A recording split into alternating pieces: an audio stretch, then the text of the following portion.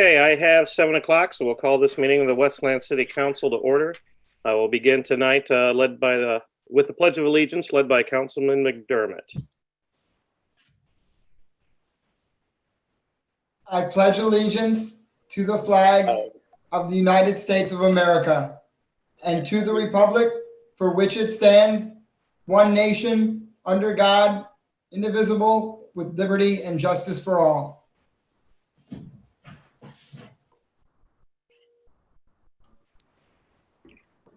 All right, roll call. Councilman Godbout. Present. Councilwoman Green. Present. Councilman Hersberg. Here. Pro Tem Londo. Here. Councilman McDermott. Here. Councilwoman Rakowski. Here. President Hart. Here. A quorum is present. Okay, we'll move into special presentations and announcements. We have 2 today. First one comes from myself.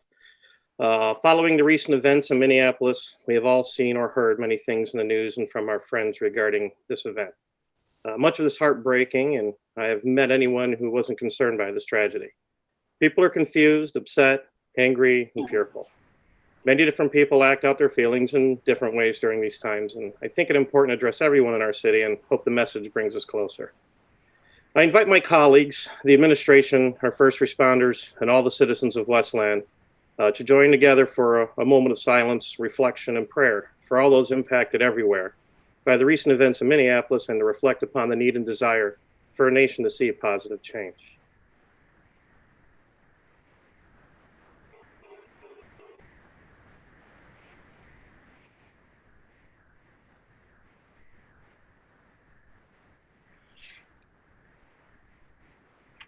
We ask that our Heavenly Father give us guidance and the will to address racism and poverty, the underlying causes which have led us to this point. We can do that by praying for the family of George Floyd and ensuring his legacy and passing serve as a stark and everlasting reminder that we must do and be better. Many eyes have been opened. Praying for all those people of color who have received unjust treatment in their lifetime and that they find the courage to speak and be heard. Your voices matter, and we need to hear them. Praying for the protesters, their voices, that they also be heard and things begin to affect change in our country and our world. We ask that they be safe and not allow us to forget. Praying for property and business owners who are fearful for their livelihoods and jobs of their employees. We ask that they remain safe during this time and also protect their ability to provide incomes and jobs for their families and all those they employ. And praying for those who might be using this tragedy as an opportunity to personally benefit. This does nothing and serves no positive purpose in our desire to permanently change hearts and minds needed to turn this corner. Destroying property is not going to make things better, nor will it spur on positive change. Be a part of the solution. Violence does not end violence. Darkness cannot drive out darkness. Only light can do that. We ask the Lord to help us to be the light in the dark time. And lastly, we pray for our first responders and police officers everywhere. We ask that they take time to reflect on this recent tragedy and realize every officer's role in keeping every person safe. That may sometimes mean speaking out against a fellow officer and doing their best to work collectively to keep our faith at an all-time high for our law enforcement heroes. We ask that you bless them all, Lord, and give them the guidance and understanding they need to perform their duties and roles, not only in this time, but for all time moving forward. Lord, in your mercy, please hear our prayer. After that, we have another announcement from Joanne and Aubrey to cover some CARES Act funding. So, Joanne. Yes, thank you, Council President, and good evening, all City Council members and Mayor Wild, Deputy Mayor Mike Reddy, and all of the citizens that are out there watching the meeting tonight. Before I talk about the Westland CARES program, I'd just like to take a moment to talk about the opening of the Jefferson Barnes Community Vitality Center today. It started rip-roaring with Gleaners food distribution. We provided food to 300 families yet again. And just with the folks driving through, the food being placed into their trunks. I welcome back most of the housing and community development staff full-time. where they're moving forward, making sure that all of our housing voucher clients are secure in their affordable housing, and moving forward with the community development programs as well. We did have 9 housing voucher clients come to the building today. In the stage 1 opening, the only access is to the reception desk, but they were able to personally turn in their paperwork. And during the shutdown, that did cause some anxiety for some of our clients who are accustomed to coming to the building and turning in their paperwork and giving it to a person rather than just putting it in a Dropbox. So it was a successful opening, and much of the day for Aubrey and I was spent putting the final touches on the Westland Cares program. And so just as the email that I sent you this morning, I'm very happy to share that HUD received our grant substantial amendment to our annual CDBG grant. They were very happy with what was proposed, and they approved it fairly quickly. The grant agreement has been executed by the HUD office and Mayor Wild, and we are ready to roll. As I shared, the applications will go live Wednesday morning, and most people, we're trying to encourage them to apply through the city's website, but we will have for the Rent Mortgage Relief Fund and the PPE procurement, we will have staff available to take phone calls, to take applications over the phone, because we do understand that for some, especially for some of our elderly residents and some of our residents with disabilities, they might not have the ability to apply online. And so we are trying to make that accommodation for them. The Rent Mortgage Relief Fund, as City Council approved, will provide up to 3 months of rent or mortgage relief for people who are affected by the COVID-19 crisis, either by loss of job, reduction in hours, or actually being ill with the virus itself. And the applications will stay open until that fund is depleted. And for the personal protection equipment, those applications will be available, priority going to the most vulnerable, which would be the elderly, people with disabilities, small businesses of 10 employees or less, and nonprofit organizations that aren't able to secure the PPE items themselves, and also to people who are caring for somebody who has contracted the COVID-19 virus. So that's a summary of those programs, and if I can answer questions after, but Aubrey is going to provide the detail regarding the small business grants. Thank you, Joanne. Thank you, Council. And I first just want to say thank you to you, Joanne, and to the Mayor and to the City Council for your support in making these funds available as well to small businesses in our community. I really do feel like this is going to make a big impact. So these grants they're basically job retention grants. It's going to be similar to the Paycheck Protection Program in that small businesses in the community that commit to retaining or reinstating staffing levels to a certain percentage will be eligible to apply to recoup some losses that they have received as a result of the COVID-19 pandemic or associated executive orders that restricted their business operations. So it's basically employers of 50 or less located in the city of Westland. The metric for staffing levels is at right around 50%. And we will kind of determine the grant amount based on the need and the number of applicants that we receive from these submissions. All 3 of these programs go live on June 3rd, and that's when our applications will be available on our website. So residents and businesses can apply at that time. For the small business program, there will be a 2-week window to apply. So June 17th will be kind of the deadline for the initial review. And obviously if we, have more funding available and haven't exhausted all of our resources at that time, we could open it back up. But we would encourage people to apply as soon as possible for the small business program. I know Joanne's programs will be kind of ongoing as resources are available. And as Joanne said, we are both available to answer any questions you guys have.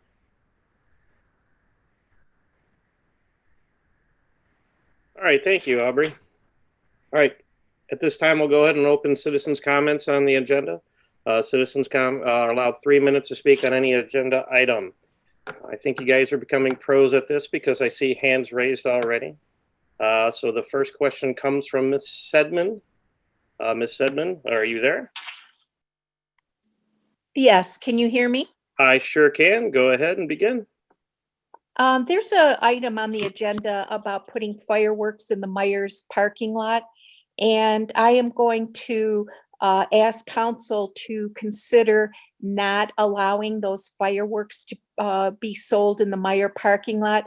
And the reason is because of what's going on right now in the country with the civil unrest. And we don't know when the officers are going to be put to trial. And then the other thing is, I think it would be a good stand for the city of Westland to take to support veterans with PTSD. All right, thank you, Ms. Sedman. The next input comes from phone number ending in 017. Are you there? Phone number ending 017. Good evening. Can you hear me? I can now, so we can hear you. Go ahead and begin. Good evening. Richard Graham with Move Westland Forward. First, Council President Hart, thank you for those comments to open up the meeting.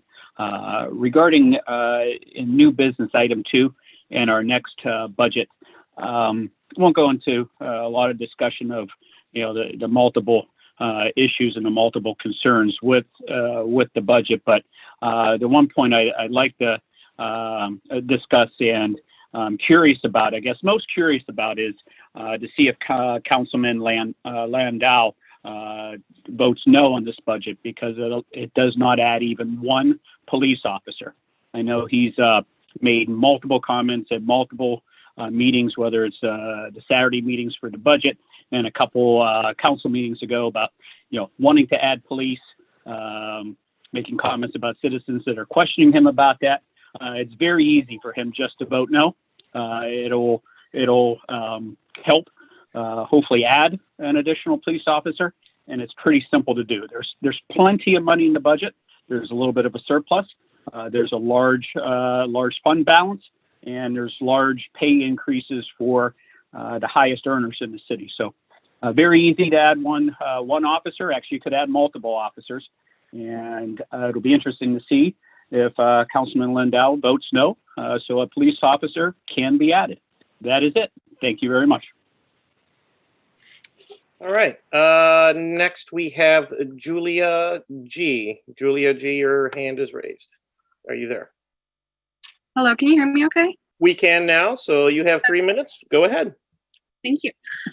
So hello, City Council members. I really appreciate you addressing the issue of police brutality and the racism prior to this meeting. It just means a lot, and therefore I would like to move forward with the utmost respect and the best intentions, and I apologize if this isn't an appropriate time to bring this up.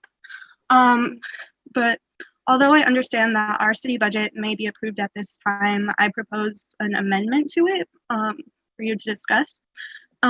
There have been events all over this nation confirming an issue with the law enforcement system, and this system is inherently against members of the Black community and is responsible for the loss of many American lives. And though this brutality may not be prominent in our city, I think it's important that we lead the change. Inspired by the goals set by the movement, I propose that we reduce the funding of our police department by half as a set, and redistribute it to community development and education areas that desperately need funding. Defunding the police is an important step towards racial equality in both our city and our country, and if it isn't possible to reduce at this time, I definitely understand. but I propose that police funding is set aside to get body cameras and cameras installed into police vehicles to document their actions and hold them accountable. I think that it's our responsibility to protect all members of our community, and this is an action that I feel we need to take to do so.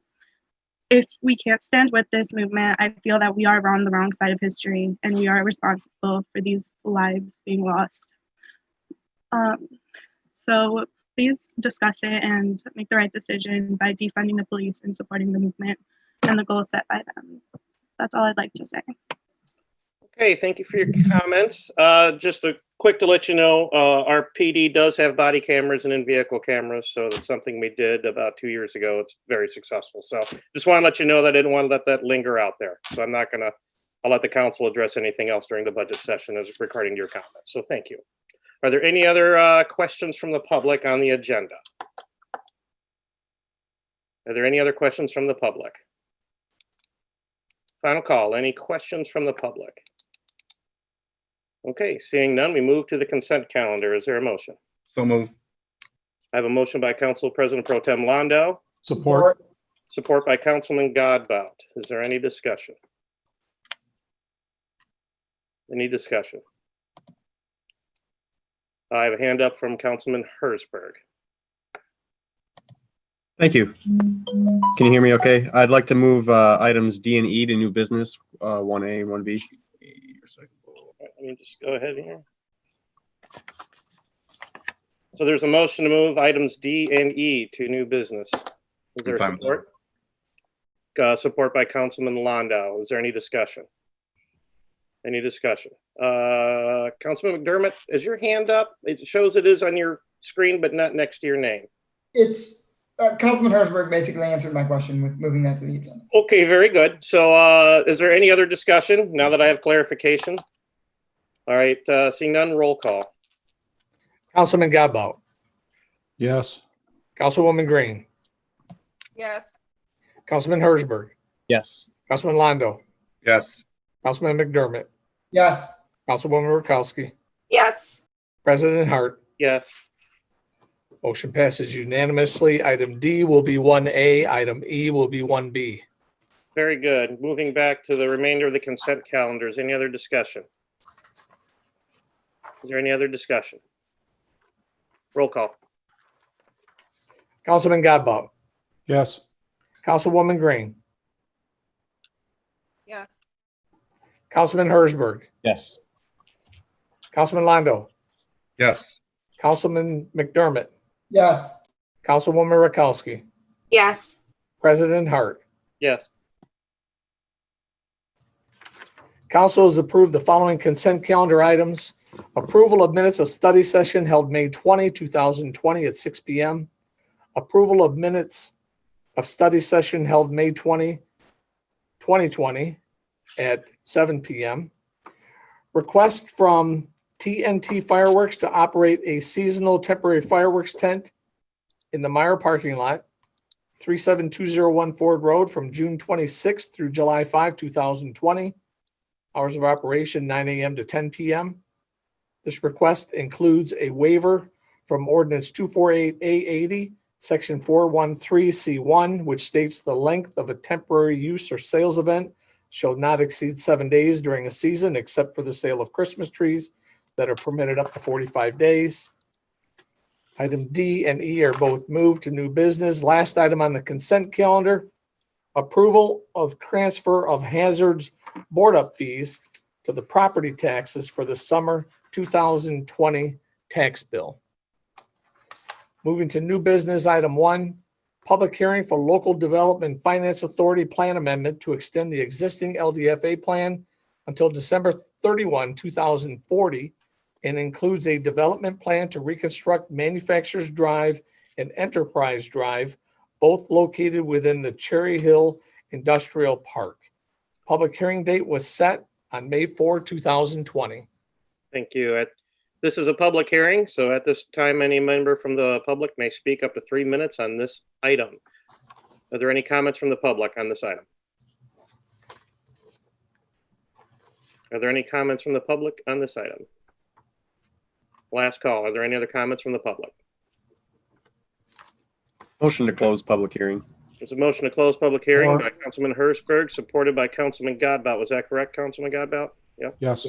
Very good. Is there any discussion? Any discussion? Roll call. Councilman Godbout, Yes. Councilwoman Green, Yes. Councilman Hersberg, Yes. Councilman McDermott, Yes. Councilman Londo, Yes. Councilwoman Rakowski, Yes. President Hart. Yes. Motion passes unanimously. Give me a moment. We'll go to item D on the consent calendar, which is now item 1A. Approval of bid for single stream recyclables. Administration recommended the lone bidder, Republic Services, and if approved, authorizes the mayor and city clerk to sign a contract approved by the city attorney and executed by the vendor. Is there a motion? So moved. Support. The motion by Councilman Hurstberg, supported by Councilman McDermott. Is there any discussion? Is there any discussion? Hand raised, Councilman Hurstberg. Thank you.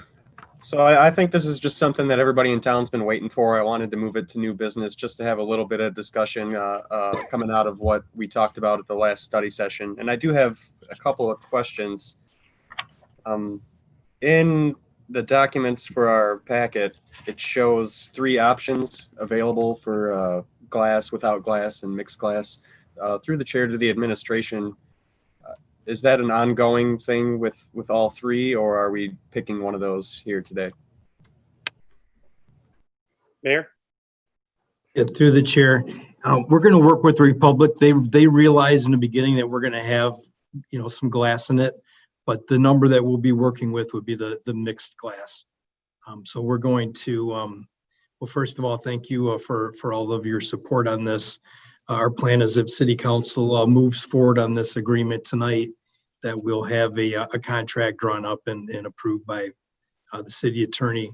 And then the program would start again July 1st, and we'll have to work with all of you to get that communication and marketing plan going. And I'm going to talk a little bit more about that at the end, but the price that we would be agreeing to would be the some glass at this point. Thank you. I appreciate that explanation. And just to kind of reiterate, you mentioned you're going to talk about it at the end of the meeting. Education as far as what can go in the bins and what can't is going to be very different from what it used to be.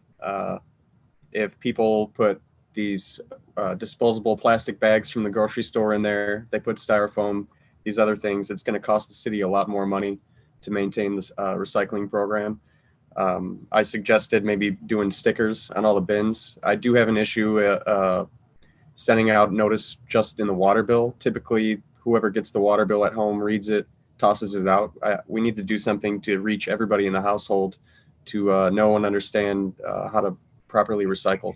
So I just wanted to state that for the record. And it was a good study session we had and a lot of information. So I see Michael McDermott has his hand up. I'll pass it over.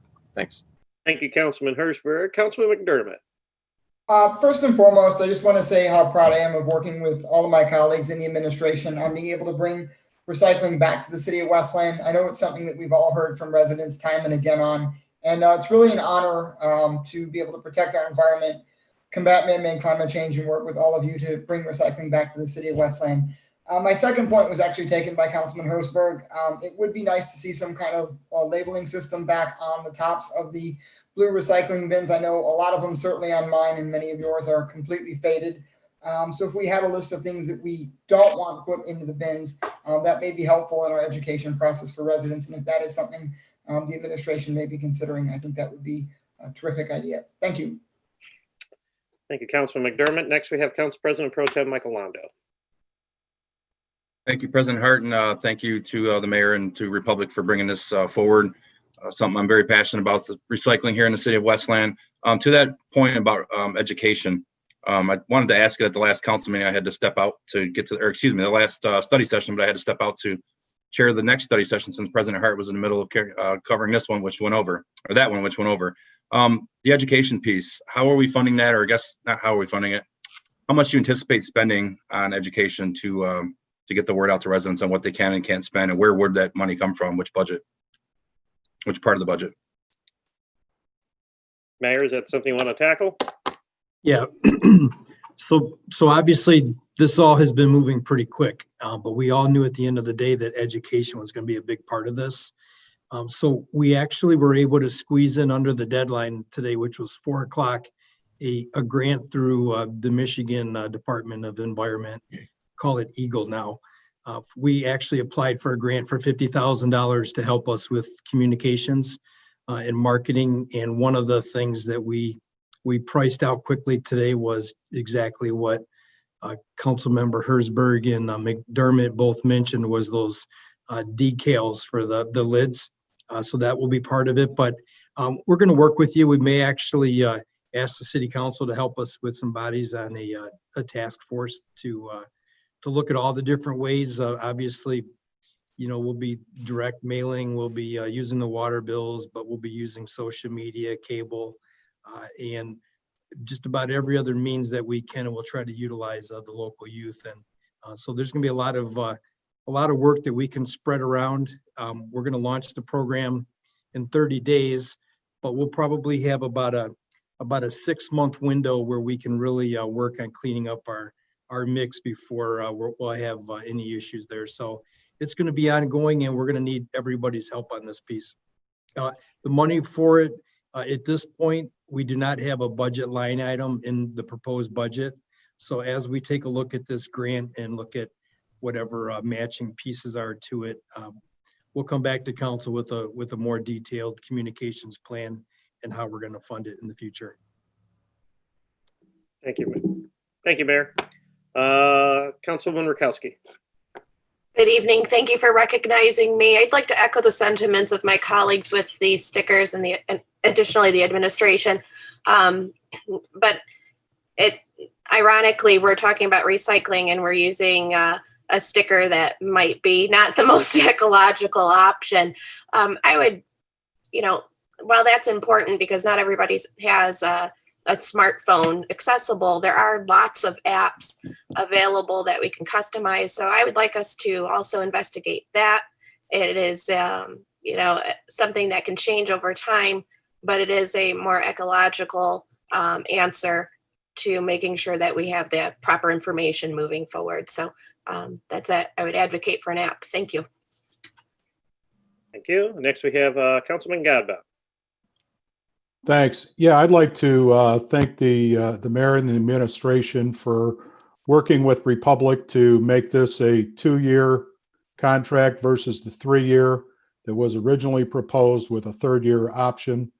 Being that they were the lone bidder on that, and with the knowledge that there are potentially more sources coming online within the next 1 to 2 years, it gives us the opportunity to relook at this contract with Republic moving forward with some potentially other competition in the mix. So I'll be supporting it this evening. And again, thanks for making it a 2-year with a 3rd-year option instead of just a flat 3-year contract.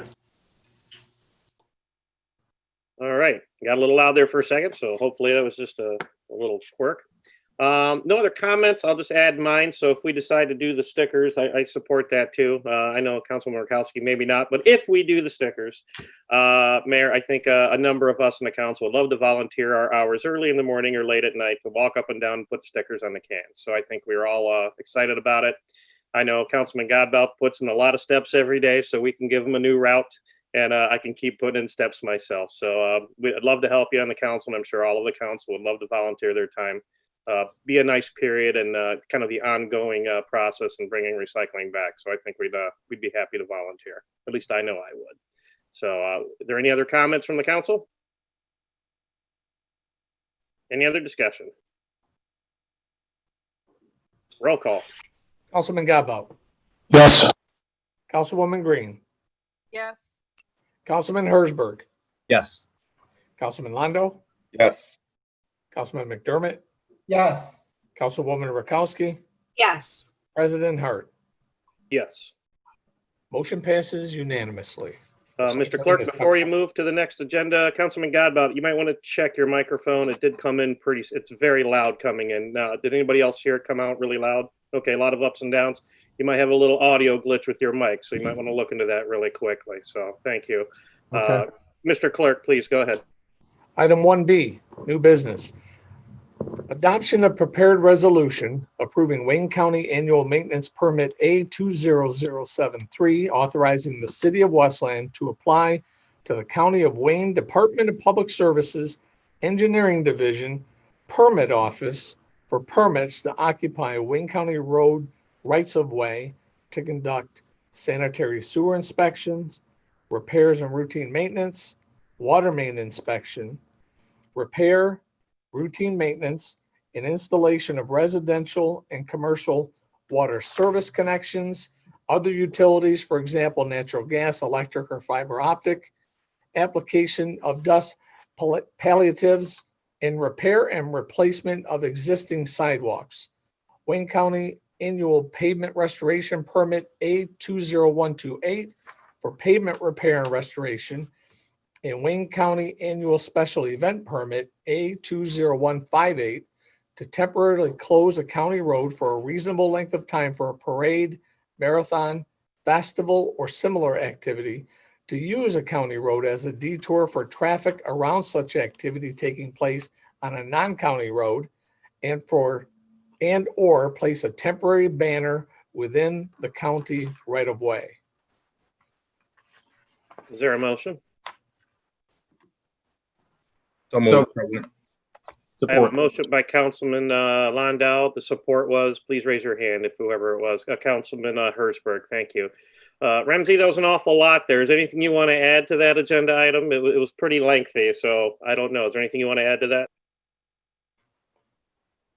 Through the chair, this is an annual permit that the city council passes every year to just permit us and permit our contractors to work in the county right away, which is on county roads. This is in case we want to do like the Richard, just the city clerk just mentioned, any sanitary sewer inspections and.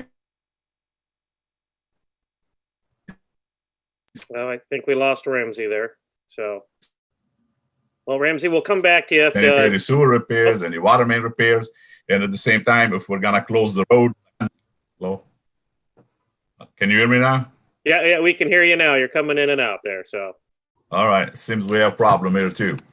Again, all I want to add that this is an annual permit, Mr. Hart, to just let the city and the city's contractor do maintenance work on county roads, and in case we want to close the road for any special event. Thank you, Ramsey. Is there any other discussion from the council? We have a question from Councilman Herzberg. Thank you. Thanks, Mr. Ramsey, for that explanation. My concern is about the dust palliatives application. Typically, those are done on dirt roads. I had a couple of questions on it. Are we only doing those on dirt roads, or are those going to be on paved roads as well? Just dirt roads. I mean, this is the typical language that they use in their permit, but we don't apply this on county roads or even city roads. Okay. So it says that the city is going to pick the roads, and then we pay for it all. I guess my question: why is it part of the Wayne County permit? If you could just elaborate a little bit more. Because this is they own the road, so they own the right of way, and we own the utilities. So Okay. we need. He's breaking up. That was my question. Thank you. Okay, thank you. Want to repair the utilities, which is out. Perfect. Yeah, Councilman Herzberg, you good with that? It's county owns a road, we own the utility, the right of way, or they manage it, all the explanations he had, so you're good? Yeah, I guess in a sense, I was looking maybe that we can cut some costs here by not doing the palliatives. Mr. Ramsey's shaking his head. Is that a total requirement? Yeah, this is our roads. I mean, our utilities, and we have to repair them, so we have to bear the cost. I got a hand up from Fosson. It might be boilerplate with the county, so Mr. Attorney. Yeah, through the chair, that to Councilman Herzberg, what you're reading is the county's boilerplate resolution in other communities, the dust controller palliative application may be applicable. Here, as the director indicated, it's not applicable, but we don't really get a chance to change the county's boilerplate. It is as presented. Thank you. Thanks. Thank you. Are there any other questions from the council? Any other questions from the council? Roll call. Councilman Godbout, Yes. Councilwoman Green, Yes. Councilman Hersberg, Yes. Councilman Londo, Yes. Councilman McDermott, Yes. Councilwoman Rakowski, Yes. President Hart. Yes. Motion passes unanimously. Moving to new business, item 2, approval of Local Development Finance Authority Plan Amendment to extend the existing LDFA plan until December 31, 2040, and includes a development plan to reconstruct Manufacturers Drive and Enterprise Drive, both located within the Cherry Hill Industrial Park subdivision. This amendment was approved by the members of the LDFA board on March 20, 2020. Is there a motion? So moved. Motion by Councilman Hersberg, supported by Councilman Godbout. Aubrey, did you have anything else to add? I know we've already talked about it once. I'm going to take the head shake as no, you're good to go. I'm good. Thank you. Okay, very good. Is there any discussion? Is there any discussion? We have a hand raised from Councilman Hersberg. Just a real quick question. Will council see the give the final approval on the contract for the repaving? Are we going to see that from that company, or is that only going to be approved by the LDFA? So I'll confirm with Ramsey, and maybe he can just shake his head if I'm correct on this, but I believe the plan was to have the road fund pay for this project and reimburse through the LDFA, so that would go to the city council for approval. Ramsey, is that?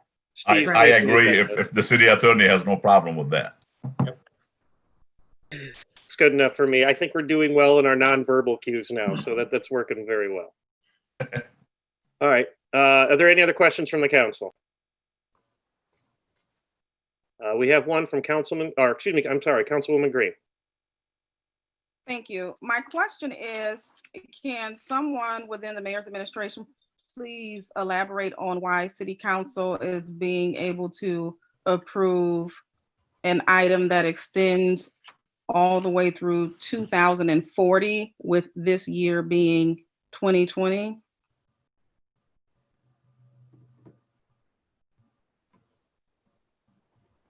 Through the chair, Steve Smith, you want to explain why the length of the payment? Yes, through the chair. Sorry. The length of the payment, or the length of the LDFA plan itself? Maybe Councilwoman Green can clarify that. Councilwoman, can you clarify your question for Steve so he can answer it for you? My question, I'll repeat my question. My question is, why is city council being asked to approve an item that extends all the way through 2040, with this year being 2020? That's a 20-year approval, and I'm wondering why that is. Okay, so through the chair, the 20-year period lines up with the debt period for the project. So so the two are in line with each other. That's the main reason. Yeah, Mr. Faso. Through the chair, I would also point out that the LDFA plan, like the TIFA plan or the DEA plan, statutorily allow for these longer periods of time, up through 20 years, to make specific plans, but they have to be adopted out through that period of time. So this is in conformity with the state statute, which would allow it. We have some more comment from Aubrey.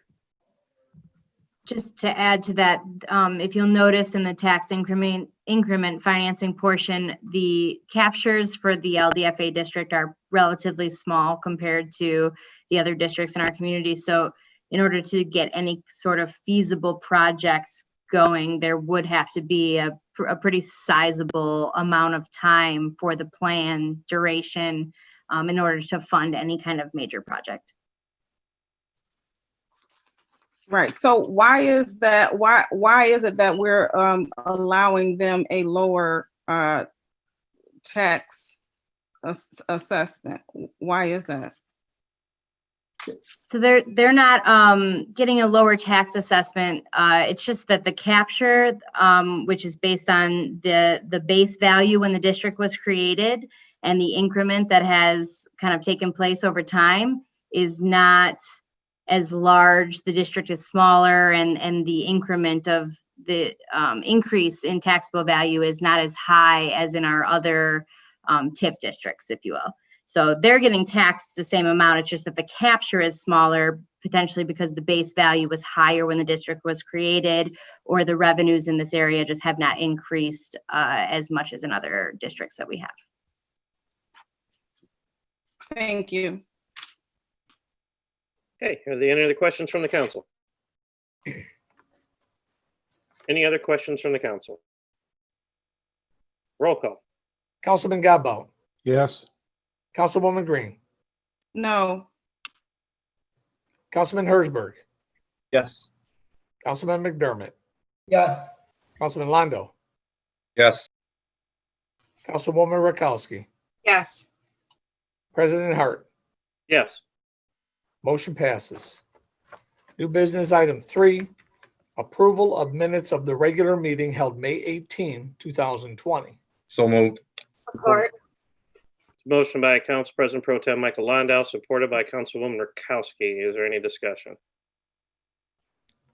Any discussion? Roll call. Councilman Godbout, Yes.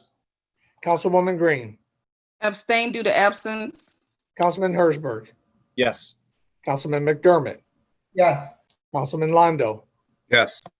Councilwoman Rakowski, Yes. President Hart. Yes. Motion passes. New business, item 4, adoption of 2020 through 2021 proposed fiscal year budget. The public hearing was held May 4, 2020. So moved.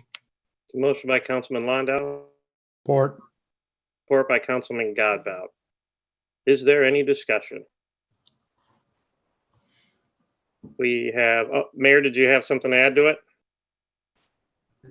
Thank you, Council President. I just wanted to take a quick moment to recognize the work of Steve Smith and Dan Block and Devin and all the employees in the finance department that work to put the budget together. And this year, of course, part of that budget process happened after the city had to shut down City Hall for the COVID pandemic. And the administration certainly appreciates the city council working with us, actually giving us a couple more weeks to put together that budget. And we appreciate the ongoing dialogue.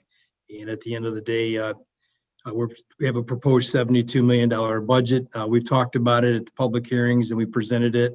At this point, I think all of us realize is that this year's budget is going to be very fluid. It's going to require a lot of back and forth between the city, the administration, and the city council as we start to get a better handle on what our revenues look like for this upcoming year. So we're asking everybody to be patient, be fluid, and we'll work together to handle any issues that come our way. But we do know going into this budget that there's going to be a lot of things outside of our control at this point that we'll have to work together to solve. Thank you. Thank you, Mayor. First question comes from Councilman McDermott. Well, thank you. I have a question and a couple of points, but I will ask my question first and then let my colleagues go with their points and then come back around. My question through the chair to the administration: with the sanitation fund, we were adopting the full mill in the budget.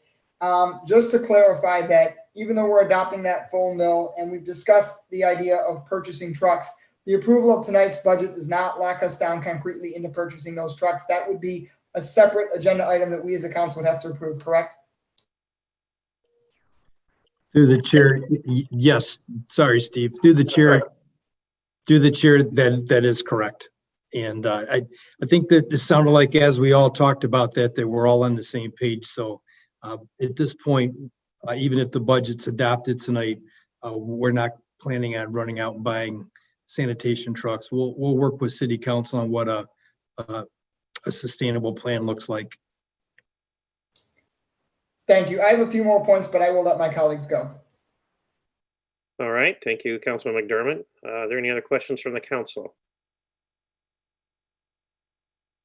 Are there any questions from the council? Mr. McDermott, the floor is yours again. Well, thank you. So just a couple of quick points here too. So I know there's a lot of talk in the budget about why we're not hiring one more police officer. And I certainly understand that, but I also think we need to have future discussion for our fire department. When you talk to our guys in our fire department, that is, staffing levels are something that are critically important to them too. Being able to handle the run volume that they have, and being able to keep the fire stations adequately staffed. So I think going forward into next year's budget, that is a discussion that I think, all of us want to have. I think everybody, all of my colleagues are for adding additional bodies to each our fire department and our police department. So I don't think that any one council person has a monopoly on that. I think supporting public safety is something that is unanimous across all 7 of us. No matter how we vote on this budget, I think it's something that we all care about and support deeply. The other thing that I'm really excited about is the potential to be able to, adopt funds, whether it is from LDFA or TIFA or the DDA, or potentially work with our Macon Transit Authority to have covered bus stations for our smart bus riders in the city. We know that many bus riders each and every day brave the elements, whether it's cold or it's rain. Certainly over by me at Newburgh and Cherry Hill, people sit on milk crates in the woods to get out of the elements, to dodge the rain. So I'm really excited that this budget opens up the potential to work with the administration and work with my colleagues on council to finally deliver a longstanding goal that I know my colleague Councilman Herzberg has brought up, and many others have brought up year after year, to work and get those covered bus stations through SMART as well. And then just one other point with the sanitation fund, if we do end up, we've already adopted obviously the contract with Republic, and down the line, if we end up adopting a future contract with another company, whether it is potential merger between Priority and Midwest Sanitation or whatever that may be, after those 2 contracts are adopted, recycling and a potential new sanitation contract, if there is a surplus in the sanitation fund, is that something that potentially in next year's budget we could return back to taxpayers? Thank you.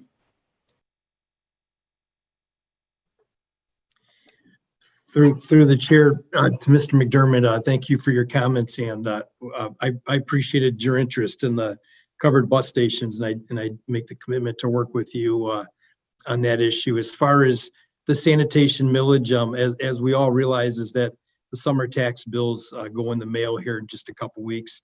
Our proposed budget was to levy the full millage in year 1. Obviously, after that goes out, we've got a lot of different moving parts within that budget, and a big part of that is paying back the debt to the CIP fund. So I think as some of those other things become a little bit more clear that you talked about, as far as the trucks or this new opportunity that was presented to us recently, I think that on an annual basis, we'll have a chance to evaluate the need for what that millage would be. And it would be my hope is that we'd be in a position where we would not have to levy that full millage. Thank you, Mayor. Nothing further. Thank you, Councilman McDermott. Councilman Herzberg. Thank you. Just a couple of quick comments here. In regards to the bus stops too, I think that's a great idea. That's something I'd push for. I don't see where that is prioritized in the budget. There's not really a spot you can point to where that money is going to come from, when this project is going to get done. I wasn't too happy about going after the full millage, the full mill for the recycling. I wanted to see it stay a little bit less, but it looks like maybe in a year or 2 that might change. But overall, I did make a promise to prioritize public safety in a different manner than what was presented in this year's budget. So I will not be in support. Thank you. Any other comments from the council? Councilwoman Green. Thank you. So the community, if you're not aware, we've had, because of the virtual meetings that we've had, City Council, as is done every year, we've met with the administration multiple times this season as well to discuss the budget.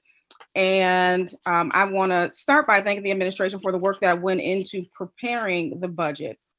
And I want to continue by stating that there were several alarming items that were discussed during the study sessions that were deleted from YouTube as a result of what I believe is probably the things that were uncovered during those meetings. However, in addition to the city not bringing in any police officers, and I know it's something that we kind of dance around and brush over every year. Everyone says they want to bring in police, and City Council collectively has the ability to require that the administration do that. However, they never do, or they have not up until this point, and they will not. And you can draw your own conclusion as to the reason why. This budget includes an increase for one member of the mayor's administration. His salary is slated to go from $65,000 roughly to $105,000 over the course of the next year as soon as this budget is approved.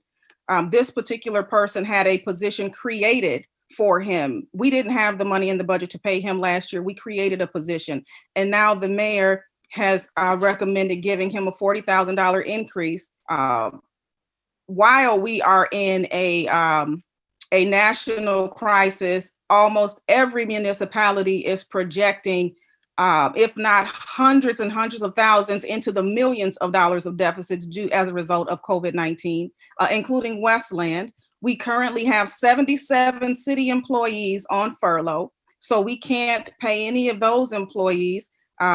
But while we cannot pay them, the mayor and his administration received a salary and benefits increase, a hefty salary and benefits increase. They actually have very attractive packages here in the city of Westland. And although we placed 77 employees on furlough, there was no discussion about maybe pulling back the increases that they just took or were given by the members of City Council. This budget also allows for another increase for them 7 months from now. As of January 1st, they're going to get another increase, as they have done every year, just because the year changes. There was no information put in front of City Council to explain anything other than they wanted to increase. So we're going to, this budget allows for that as well. This budget does not, as I stated, does not require any addition to public safety. And I'm not in agreement with that. We have one of the, based on our city size, which is roughly 85,000 residents, we have one of the smallest police departments in terms of staff, because the staffing was cut back years ago. And we can say that there's no money. There's no money. You always say there's no money. We'd love to do it. We can't find the money. You can find the money to give contractors who donate to the reelection campaign of the mayor and several elected officials in Westland, including multiple members of City Council. These contractors donate to their reelection campaigns every year, donate to multiple causes on behalf of these people. And these people turn around and they vote to give these same contractors upfront increases of 33% more than what their last contract called for.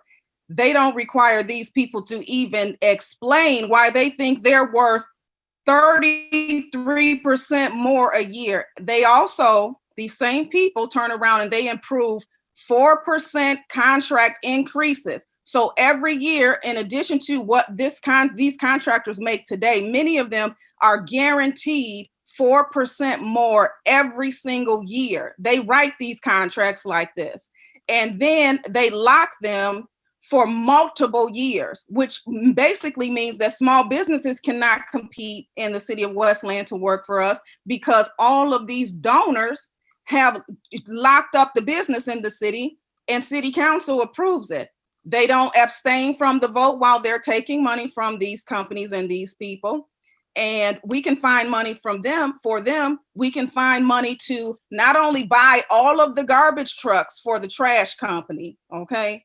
We buy all of his trucks. We pay for that.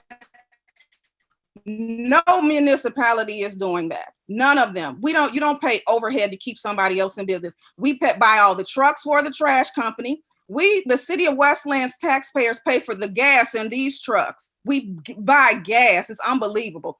We pay for the repairs on these trucks. We buy trucks every time he says he needs another one. And then we turn around and pay him to come in and do the labor of pulling our trash. So when you want to talk about why we needed to do a millage for recycling, there's your reason right there. So in terms of not having money for police, look at these contracts that city council is approving. Pull back the layers and realize that just because we as elected officials come before you and we do a nice song and dance and we tell you about the Lord and how we saved, sanctified, and filled with the Holy Ghost, or we bring you some donuts or fruit trays or ice cream or whatever it is, and you turn around and you vote for us, you need to find out who's endorsing us for office. You need to look at how we're voting, because that is where our loyalty is. And if you cannot find money for public safety, but you can find money to lock in these long-term contracts that are extremely alarming in the city of Westland. In addition to that, I asked City Council to set aside money to do an outside audit outside of Plan and Moran. Plan and Moran has been doing the books for the city of Westland for more than 20 years. They're doing lots of municipalities' books. They can't find any money for that, but they can find money for these contractors. They can take money from these contractors and still turn around and give them multiple multi-million-dollar contracts, but we can't find money for public safety. It's appalling what's going on in the city of Westland. And what's going on in the city of Westland has made news in other cities about it. It's almost a blueprint in terms of some of the things that have transpired in other cities. And unfortunately, it continues to happen in the city of Westland. So while I appreciate the time that the administration put into preparing this budget, I will say, because it was stated at a previous meeting, we put up a balanced budget every year. Every year we put up a balanced budget. That's true. We don't operate inside of that budget. If you want to know if we're operating inside of this balanced budget we put up every year, start doing the Freedom of Information Act on the financials, on the operating reports. We don't close within these dollars. We just meet the criteria to send this budget to the state. So until the city starts making a priority for public safety and putting our employees first instead of these contractors and our buddies or whomever endorsed us and got us into office, I'm not approving this contract. So I will definitely be against it. Thank you. Okay, are there any other comments from the council? Any comments from the council? We have Councilman Godbout. Thanks. First, I'd like to thank Steve and Dan for all the work they've done on the budget. There's been some discussion in regards to contracts and various items that, quite frankly, are not based in fact. The contract that was just being referred to went out for bid because it didn't get approved or extended the previous time, and which would have saved the city money had it been extended and negotiated. It was negotiated previously. So whenever you put a contract out, any contract out for bid, that gives anybody the right to submit their bids as they see fit.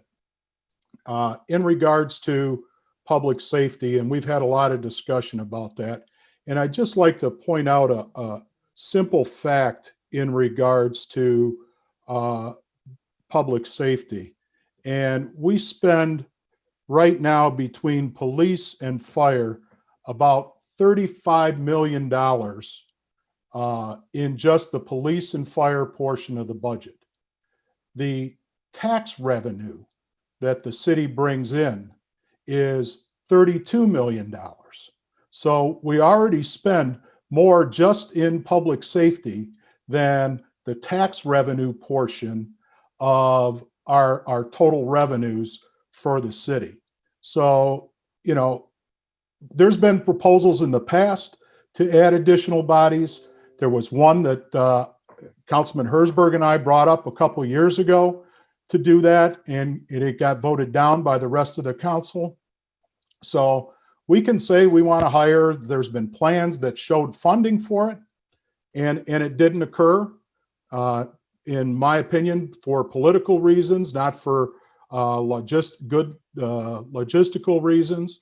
But that being said, I'm not particularly enthralled with the budget. I know that everybody's got issues with certain parts of the budget.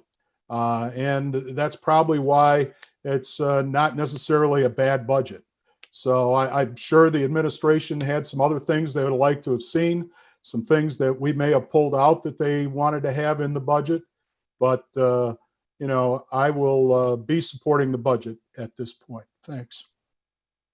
Mayor, you had something, right? Yeah, thank you, Council President. Thank you, Council, for your comments tonight. Just a couple of things in regards to some of the comments that Councilwoman Green made. And I've said it before that this is a democracy. Everybody has a voice and everybody's voice deserves to be heard. But at the same time is that there's certain parts of this budget that I want the people at home to understand. This budget does support public safety. This budget has funding, and we all agreed at the council level to take on a federal SAFER grant to fund 13 firefighters. And we knew that there was a portion of that federal fund that we would have to fund. So this is the second year of that. So we've got funding in this budget to fund the 13 SAFER firefighter positions. And we also have the funds in this budget to pay for the 4-year contract that the city council just approved a couple of weeks ago with the Police Officers Association. So at the end of the day, when we sat down, and I've said this before, when we negotiated with the police officers, we talked about bodies, we talked about starting pay, we talked about pension multipliers, and we worked with them through collective bargaining, came to an agreement, and it's a 4-year contract, and the money is in this budget to pay for it. So we've made a very serious commitment to both police and fire in this budget and for the several budgets moving forward. So with that said too, there's an employee that works for the city that we did create a position in last year's budget. It was the facilities director. The city had never had a facilities director. So we didn't really, at the end of the day, have a spot in the pay plan for a facilities director. And we weren't quite sure what that job would look like. And if at the end of the day, if we even needed it or not. So that person came in, and in my opinion, paid for his salary multiple times over. For the first time in a long time, we actually have somebody that's qualified that can work on our building so that we don't have to contract out every single thing that we do for the city to fix these buildings. So with that said, I think that person definitely showed his worth to myself, and I would hope to the council members too. And with that said, we reclassified him in this budget to the director's pay plan. I'm going to make the commitment to city council because I still have a large part of our workforce on furloughs. So I'll make the commitment to city councils. We will not reclassify that person until all of our folks are back from furloughs. At the end of the day, even at the pay plan rate, which is approved annually by the city council, that person, in my opinion, is still going to be able to pay for his salary multiple times over just with the money that he's going to save us.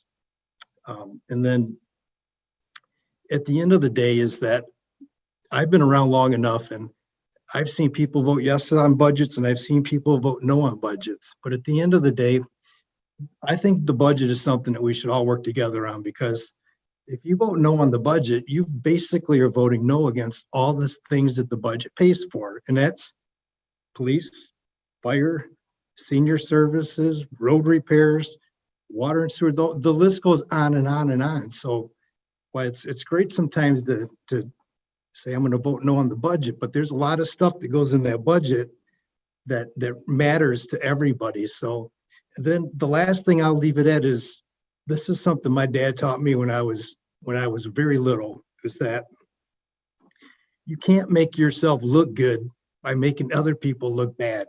And that's something that I live with, and it's something that served me well, and it's something that I teach my kids on a daily basis. All right, I think Councilman Green, give your hand back up again. Nick? Yes, sir. All Thank right, you. very good. I just wanted to touch on some of the things that were said. Instead of beating a dead horse, if anyone would like proof of the information that I said and the discussions relative to what goes on with these contractors and how city council is voting, or even the money that they're investing into re-electing and certain personal causes of elected officials in the city of Westland, please contact me. 734-828-7010 is my cell phone number. One thing that no one will ever be able to say is that I'm a liar. You might not agree with my position, but I will, if you'd like me to send you a link of a video to prove it to you in terms of what some of the statements that were made by Councilman Jabbar were false, or to just actually factualize some of the rebuttals, I'm happy to send that to you. I'm only here on behalf of the city, of the residents of the city of Westland. So I'll move on from there.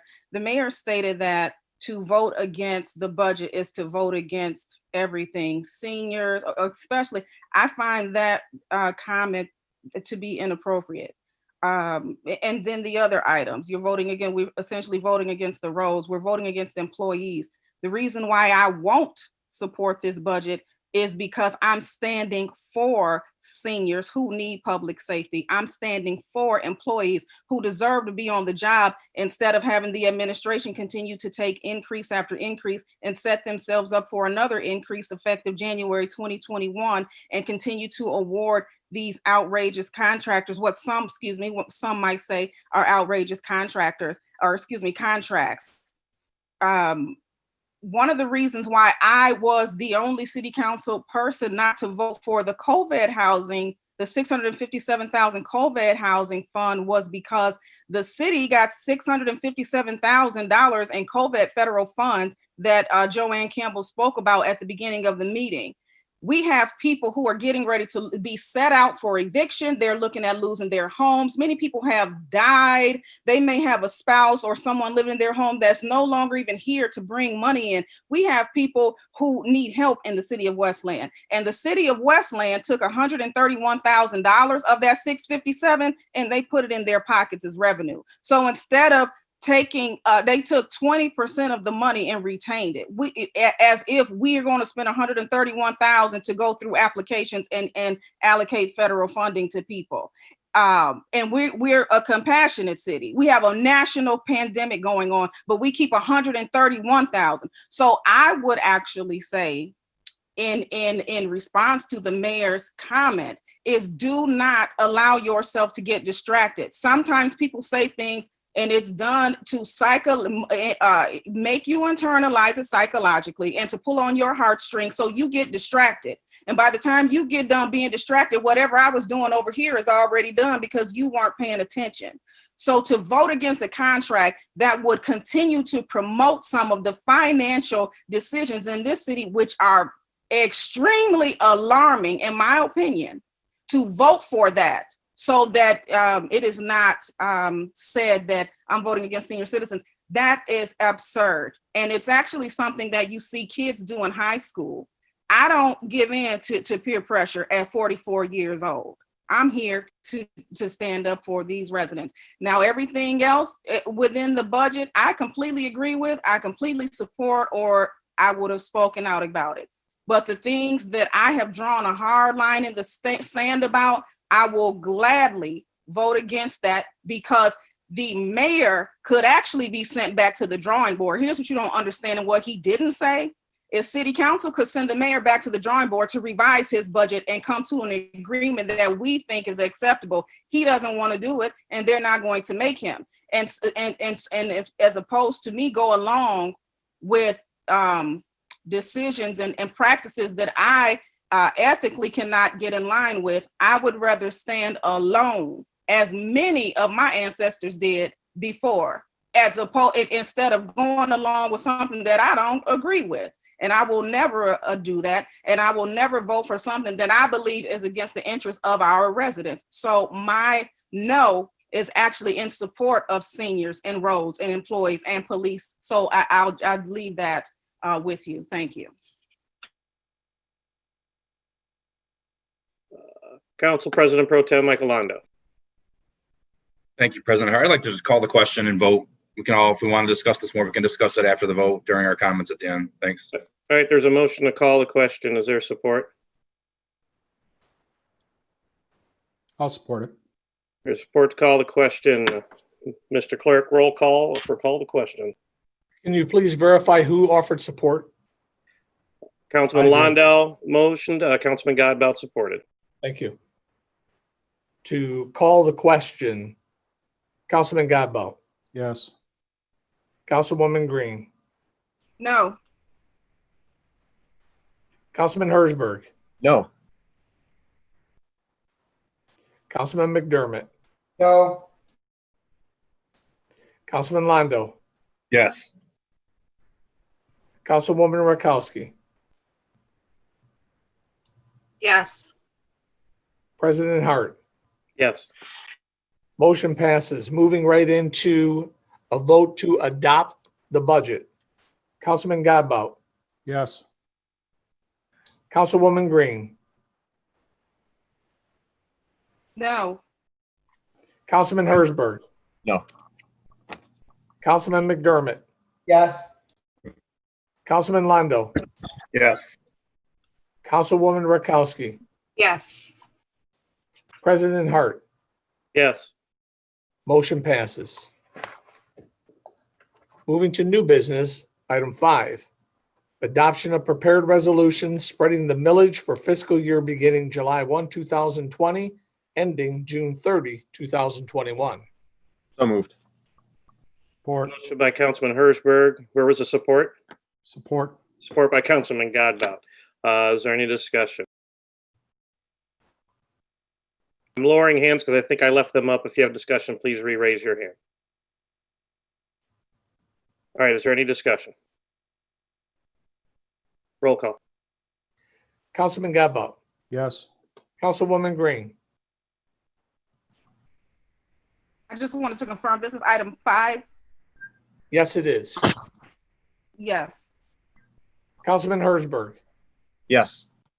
Councilman McDermott. Yes. Councilman Londo. Yes. Councilwoman Rakowski. Yes. President Hart. Yes. Motion passes unanimously. New business item 6, adoption of capital improvement program as outlined in the 2020-2021 budget. So moved. Motion by Councilman Hersberg. Londo. Support by Councilman Londo. Is there any discussion? What, the motion was Londo? Motion was made. I didn't hear anybody else support it. Okay. I saw you move a hand, so I apologize. Back that up. Motion by Councilman Londo. Who has support? Support. Now it's Councilman Hersberg. Thank you very much. Is there any discussion? Any discussion? Roll call. Councilman Godbout. Yes. Councilwoman Green. Yes. Councilman Hersberg. Yes. Councilman McDermott. Yes. Councilman Londo. Yes. Councilwoman Rakowski. Yes. President Hart. Yes. Motion passes unanimously. New business item 7, adoption of administrative fee schedule fiscal year July 1, 2020 through June 30, 2021. So moved. Motion by Councilman Hersberg. Support. Support by Councilman McDermott. Is there any discussion? there any discussion? Roll call. Councilman Godbout, Yes. Councilwoman Green, Yes. Councilman Hersberg, Yes. Councilman McDermott, Yes. Councilman Londo, Yes. Councilwoman Rakowski, Yes. President Hart. Yes. Motion passes unanimously. New business, item 8, approval of retention incentive plan between the City of Westland and Jeffrey Jadrusik. So moved. Motion by Councilman Hersberg. Support. Support. I got support by Councilman Godbout. Is there any discussion? Any discussion? Councilwoman Green. Thank you. Through the chair to Steve Smith, at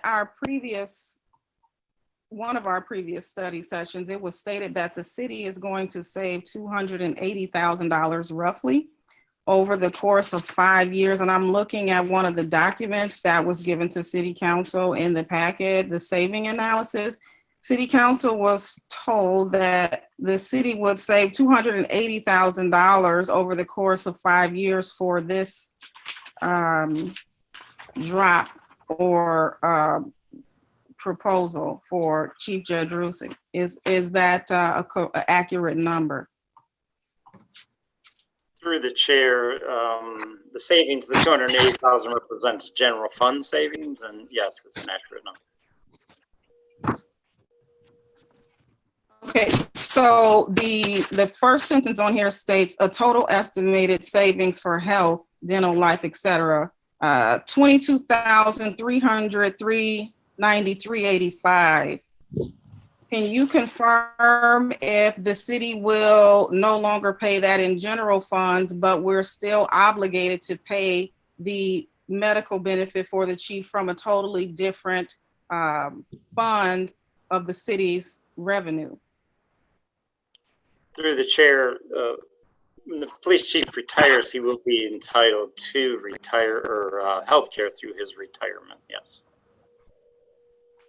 So just to confirm, we're going to save the rough, let's just say for round number 22,000 in general fund, but we're going to have to pay it through his retirement. He's not going to lose medical, correct? Through the chair, he will not lose medical. As part of his retirement, he would be entitled to medical benefits.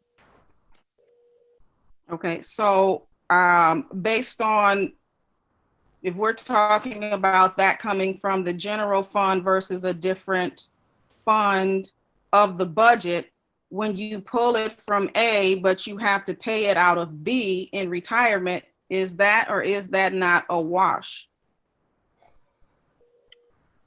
Through the chair, so the hospitalization will no longer be paid out of the general fund. So like I had said, the 280,000 is general fund savings.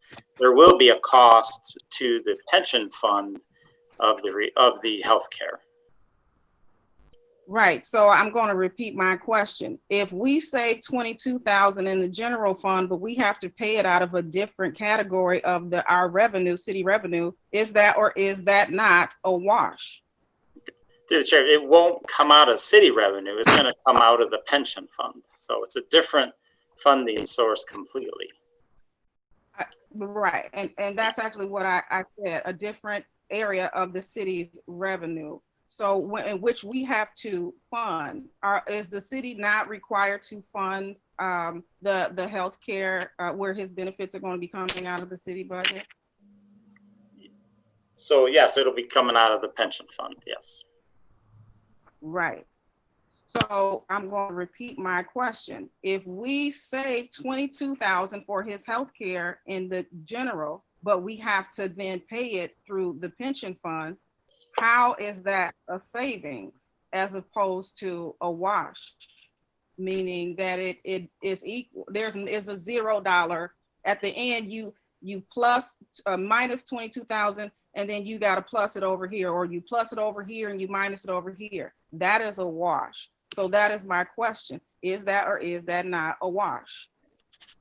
through the chair, I see what your point is, but the way the savings was promoted was it was promoted as general fund savings. So when you say if it's going to be paid for out of general fund compared to the pension fund, yes, the cost will still have to be paid for.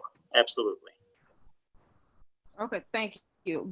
And I wanted to clarify that because at one of the study sessions that city deleted, initially the mayor stated that the city was going to save roughly $300,000 over the course of 5 years. It was not until I started to ask questions that it was acknowledged that the savings would only be in the general fund. So it is not a total savings. It's one category. The obligation moves from one area of the budget or the city's revenue to another area that we're still obligated. I also wanted to clarify the savings analysis that we discussed during the study session states that an estimated total of $30,687.33 per year, and this number is included in the $280,000 that City Council was told would be saved. It states that an estimated $30,000 roughly plus $30,687 would be saved per year related to sick and vacation benefits received by the chief, because he would go immediately into retirement as the chief of police and then become a brand new employee. So what was stated is that to help people at home who don't know what this is regarding, it was stated that the chief roughly gets paid, or we pay out $30,000 in sick and vacation time per year now because of his tenure, which we will end up saving that if he goes into retirement. However, as a brand new employee, once he retires and is rehired as the chief of police, but classified as a new employee, is he or is he not entitled to immediate vacation days and sick pays, or sick and the vacation schedule of, I believe it is 3 weeks paid for brand new employees? Is he or is he not entitled to that, and will the city not have to pay that? So through the chair, when the chief retires and becomes a member of he'll become a new employee under the mayor's pay plan, he will not be entitled to any sick time that he could bank and get paid out for. Also on the vacation time, he will be entitled to vacation time, but it's compared to a 25-year employee where he's leaving the police department. That is much more than what he would be getting as a new employee in the mayor's pay plan. So he would have to use that vacation time rather than getting paid out for it. I think right. So I'm sorry. I think the deputy mayor was trying to offer some help, but no, I'll wait. My question was that the city is stating that the chief receives roughly $30,687 per year in sick and vacation time. And this was presented to city council as a complete savings if he goes into retirement. But what was not presented to city council and what was not discussed until I started asking questions was that as a brand new employee, if you all remember, city council gave you all a salary increase and a benefits expansion in January of this year. It was approved in December, I believe, which took effect in January, which expanded the amount of vacation days that brand new employees walk in with on day one.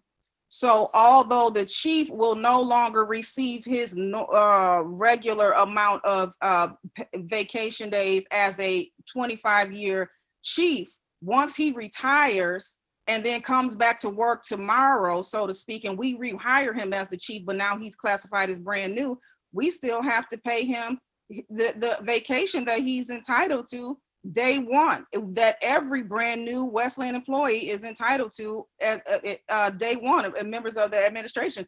And is that or is that not 3 weeks paid vacation? So through the chair, since we're halfway through the year, his vacation would be prorated as of July 1st. So he would not be getting the full complement of vacation days when he gets hired as of July 2nd. So he would not get all those vacation days. It would be prorated because half the year is over. So it would be in essence half of what the directors would be entitled to. No, I understand that, but my point is he or is he not entitled to 3 weeks paid vacation as a brand new city employee when we rehire him back as the chief? Will we not still be on the hook to pay out sick or vacation time for him? Through the chair, I'm going to hand that over to the deputy mayor, if I could. Sure. Thanks, Steve. Through the chair, no, the new department heads do not get 3 weeks of vacation. Again, if you look at the pay plan that the mayor's office staff receives, I think it's 18 days for 0 to 2 years.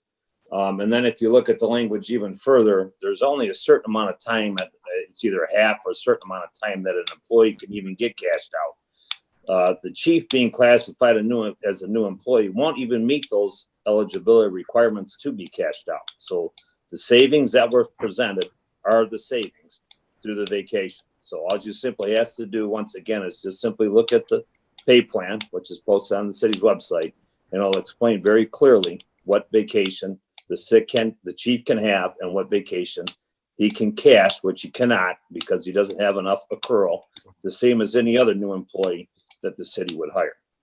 Thank you. And thank you for that, Deputy Reddy. And I was not asking in terms of him cashing out.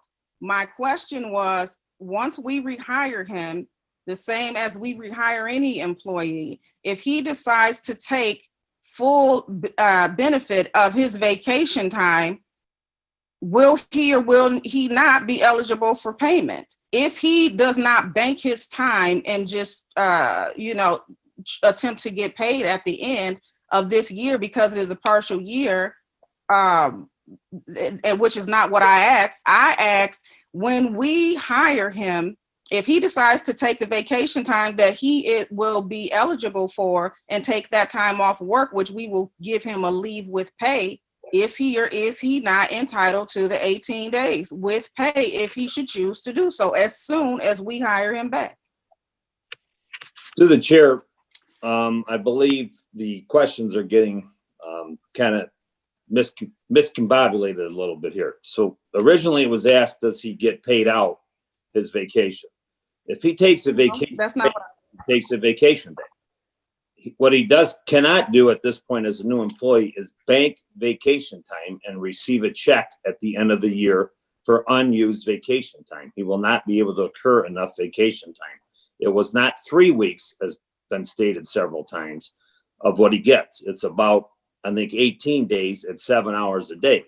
So that's 126 hours. So there is no vacation payout at the end of the year. If he takes a vacation day, one of his 18 days, he will be on vacation time for that day, yes.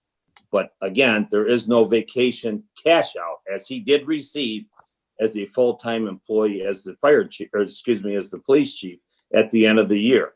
So the 30,000 plus savings is an accurate savings. Thank you. Right. So I never asked about a payout because I understand how that process works. And I think you're actually attempting to give me an answer. That is not what I asked. I asked, is he eligible to be paid for vacation time day one? And you are correct. And I will acknowledge that it is not 3 weeks. It's actually 3.5 weeks because there's only 5 business days, Monday through Friday in every week. They're not, weekends are overtime. And salary employees don't get overtime traditionally. So he is actually entitled, as is every employee that comes into the city of Westland and is hired, and they choose to take the time off work with pay. They get 18 days paid by the city of Westland, which is money we have to pay out. So that's actually 3.5 weeks. So the statement in terms of this being a savings of $30,000 a year by making this transition is also false, because he is entitled to 18 paid vacation days on day one.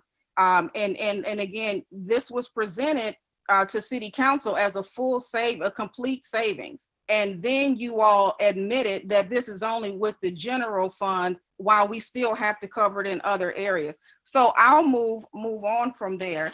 My other question regarding this recommendation is that the mayor has proposed that the city allow Chief Jedrusick, who is he's eligible to go into retirement. He's been here 25 years.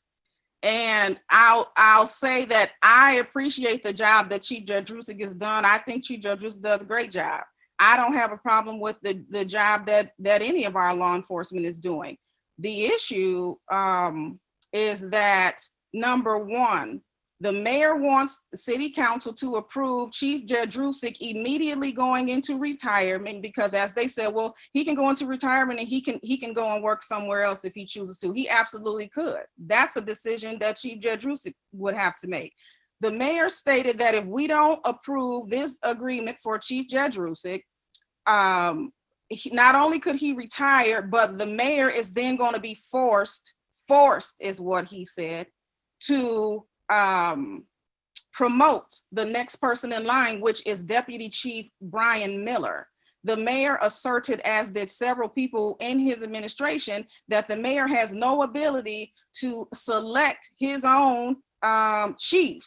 He stated that even if Deputy Chief Brian Miller did a horrible job, he would be required per the contract to promote him. I did an investigation, and I found that to be a completely false statement. I also followed up with the mayor and the deputy mayor and City Council over a week ago when I got done with my investigation, and asked them to clarify what part of the police contract states that the mayor, in the event that Chief Jedrusick retires, he is then required to promote. And again, this is nothing. Deputy Brian Miller does a great job. We were talking hypothetically. The hypothetical question that was posed was, if Brian Miller did a horrible job, you're saying that you're stuck with him. And the mayor said, yes, that's a false statement. That is absolutely false. And this is not the first time that false information has been stated on the record. And again, if anybody would like me to send them proof, I'm willing to do that. He stated that he was required to do that, or he's stuck with whomever the next person is in charge. I also asked during the study session that the city deleted was, if you offer this package to let Chief Jedrusick immediately retire and then start to bank retirement funds while we pay him now as a brand new employee, one, how is that different from double dipping? And then two,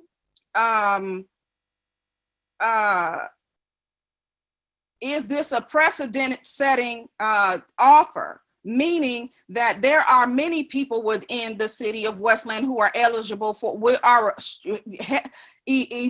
abruptly eligible for retirement. Steve Smith being one, our fire chief being another, multiple people. And I asked the city attorney and the mayor if this was a precedent-setting offer, because the mayor stated that no other city employee would be offered this cost-saving opportunity. The mayor stated that this was not precedent-setting. That is a false statement. It absolutely is a precedent-setting offer. As soon as they do this, the city is now on the hook to offer this to everyone else who becomes eligible for retirement, or we could be looking at a lawsuit. You cannot take one employee with an equal amount of tenure or a level of position, which is an executive, and tell him we're going to let you go directly into bank or retirement, and then we're going to hire you back, and so we can save $300,000, which that was also a lie. We're not saving $300,000.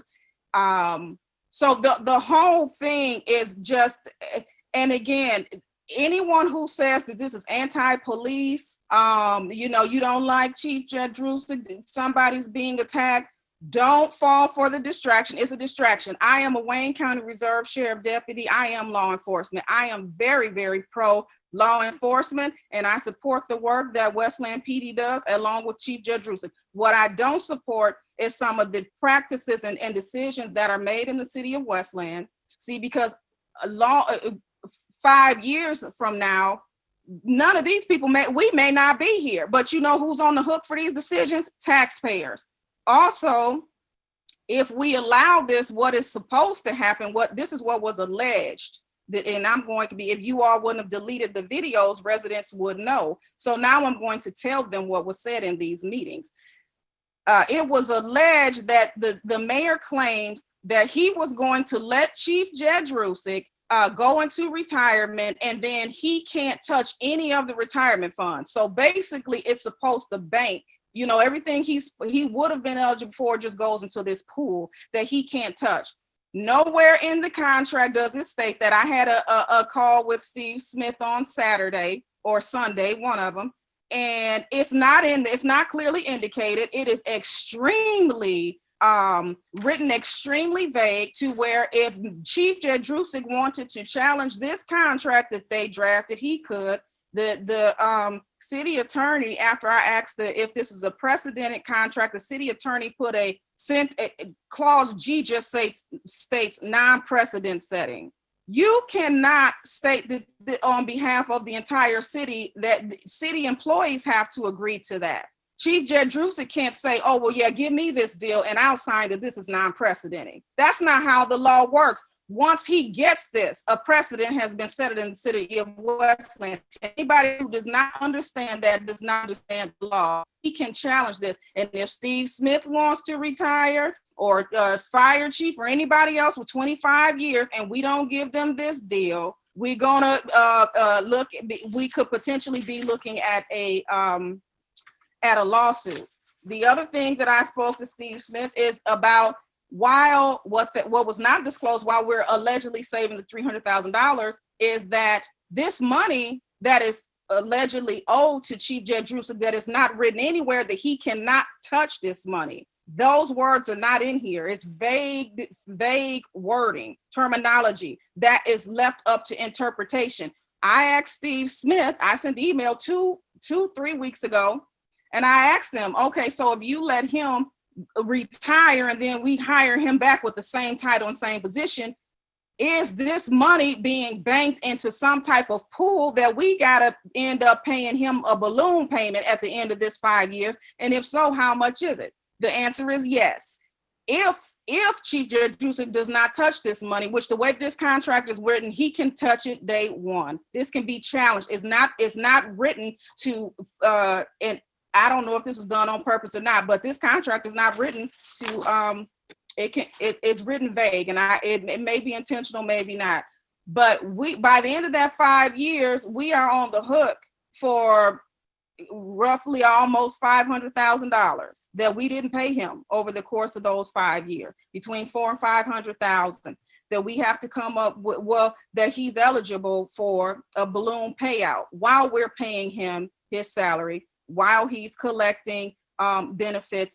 And again, I in no way would want Chief Judge Drusick to leave the city of Westland, but that is a decision that Chief Judge Drusick has to make for himself and his family. We should not, in my opinion, first of all, even allow this contract to go forward, because the city is getting ready to be on the hook. And if they don't care about it, I guess, you know, as is have been done in Westland, let the next group of people worry about it. I don't operate like that. This contract is not written to back up many things that the mayor said was going to take place. If you just listen to the discussion, I just clarified that the savings that they claim was going to be $300,000 or $280,000 is not a $280,000 saving. And I'm not in support with offering a cookie cutter deal to one person in the city of Westland. I think we do that far too much. And that's why we're in this position that we're in many instances. So For those reasons, I 100% support, again, Westland PD and Chief Judge Rusick. I will not support this recommendation. Thank you.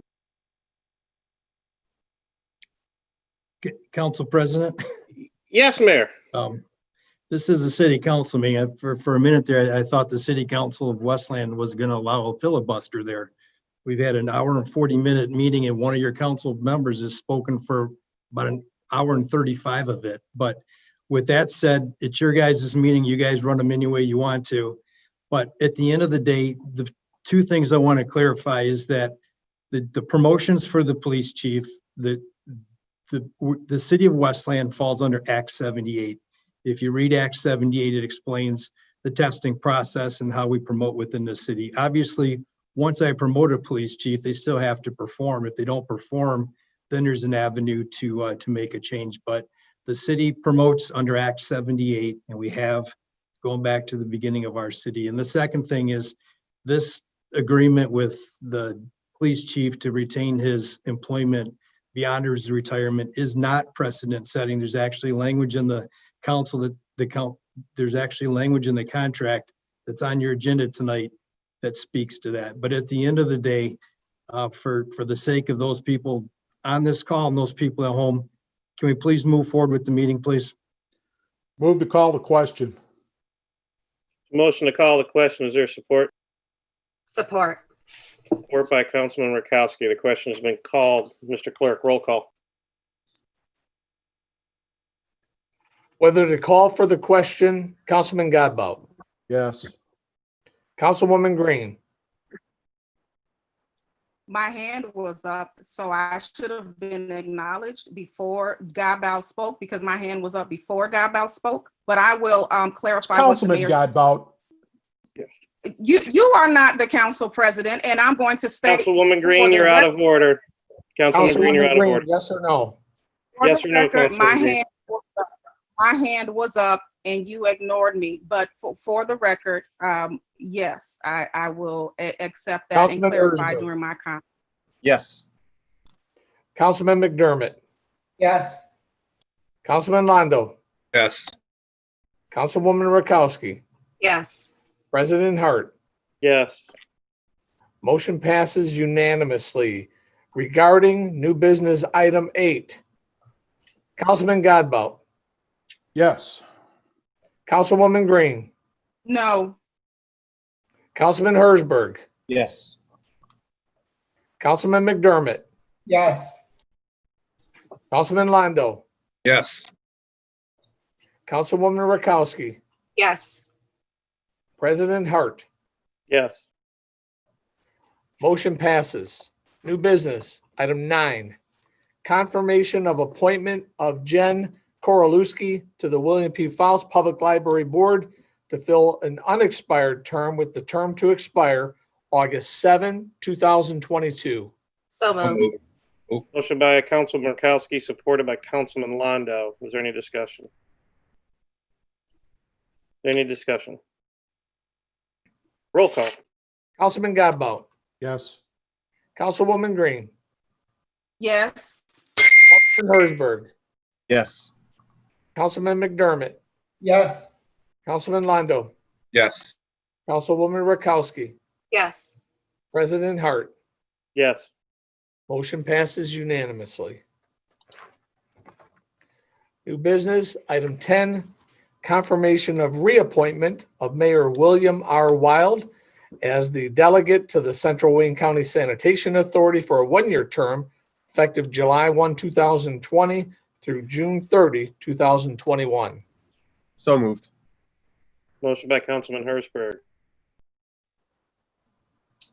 Support. Support by Councilman Rakowski. Is there any discussion? Councilman Herzberg. Thank you. Just wanted to say, keep up the good work there. And you did mention at one of our last meetings that there is some talk of an authority within Wayne County to move forward with recycling collectively. So just keep betting that away. Thanks. All right. Is there any other discussion? Roll call. Councilman Godbout, Yes. Councilwoman Green. Yes. I'm sorry, was that a yes? Yes, it was. Thank you. Councilman Hersberg, Yes. Councilman McDermott, Yes. Councilman Londo, Yeah. Councilwoman Rakowski, Yes. President Hart. Yes. Motion passes unanimously. New business, item 11, confirmation of reappointment of Steve Smith as alternate delegate to the Central Wayne County Sanitation Authority for a one-year term, effective July 1, 2020 through June 30, 2021. So moved. Motion by Councilman Hersberg, Support. support by Councilwoman Rakowski. Is there any discussion? Any discussion? Roll call. Councilman Godbout, Yes. Councilwoman Green,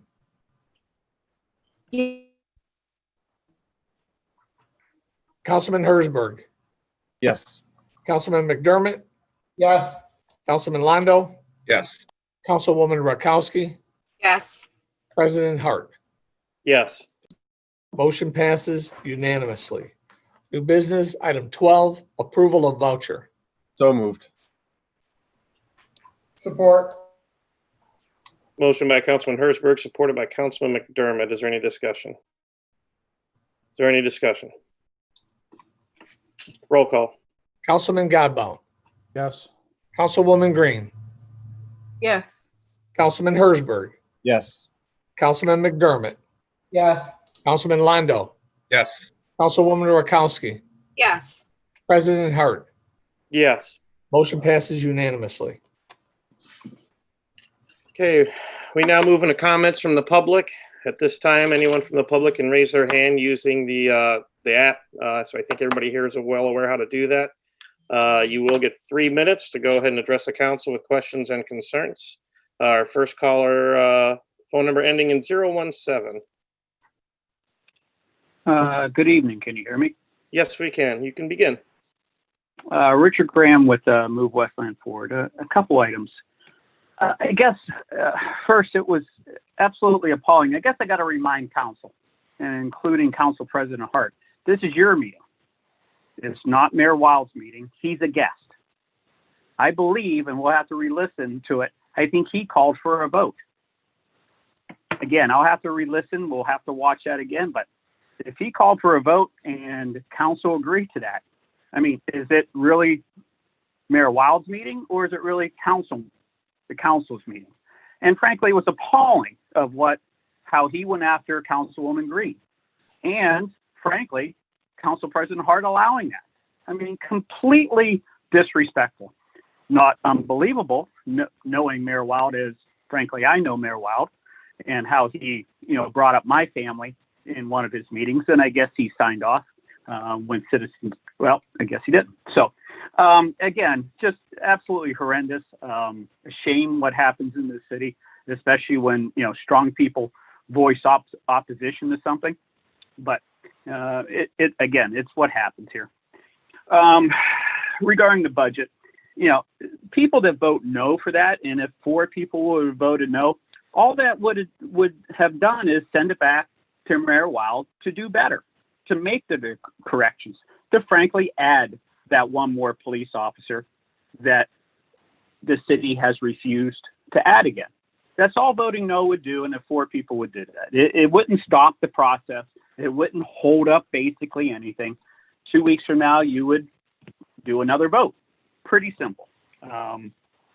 Again, disappointed in the actions at the council meeting today, especially regarding Mayor Wild and how he went after the councilwoman. Thank you very much and have a good evening.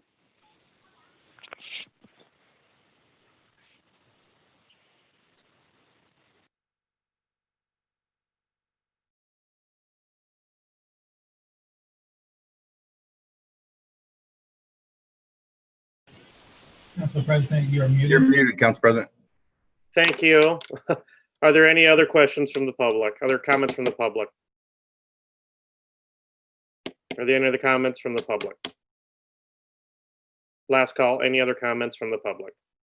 We have one hand raised from Chuck Fraze. Yes, hello. Hello, you may begin. Yeah, just real quick, I'm with the TNT fireworks tent that you had, and wanted to address the concern of the person in the public that we will take precaution in our setup and dealing with some things going on in the country right now in terms of safety. And there are definitely other fireworks venues in Westland to purchase from, but just want to appreciate and thank you for your time to approve that earlier this evening. Thank you, sir. All right. Next hand up comes from Jen Korolewski.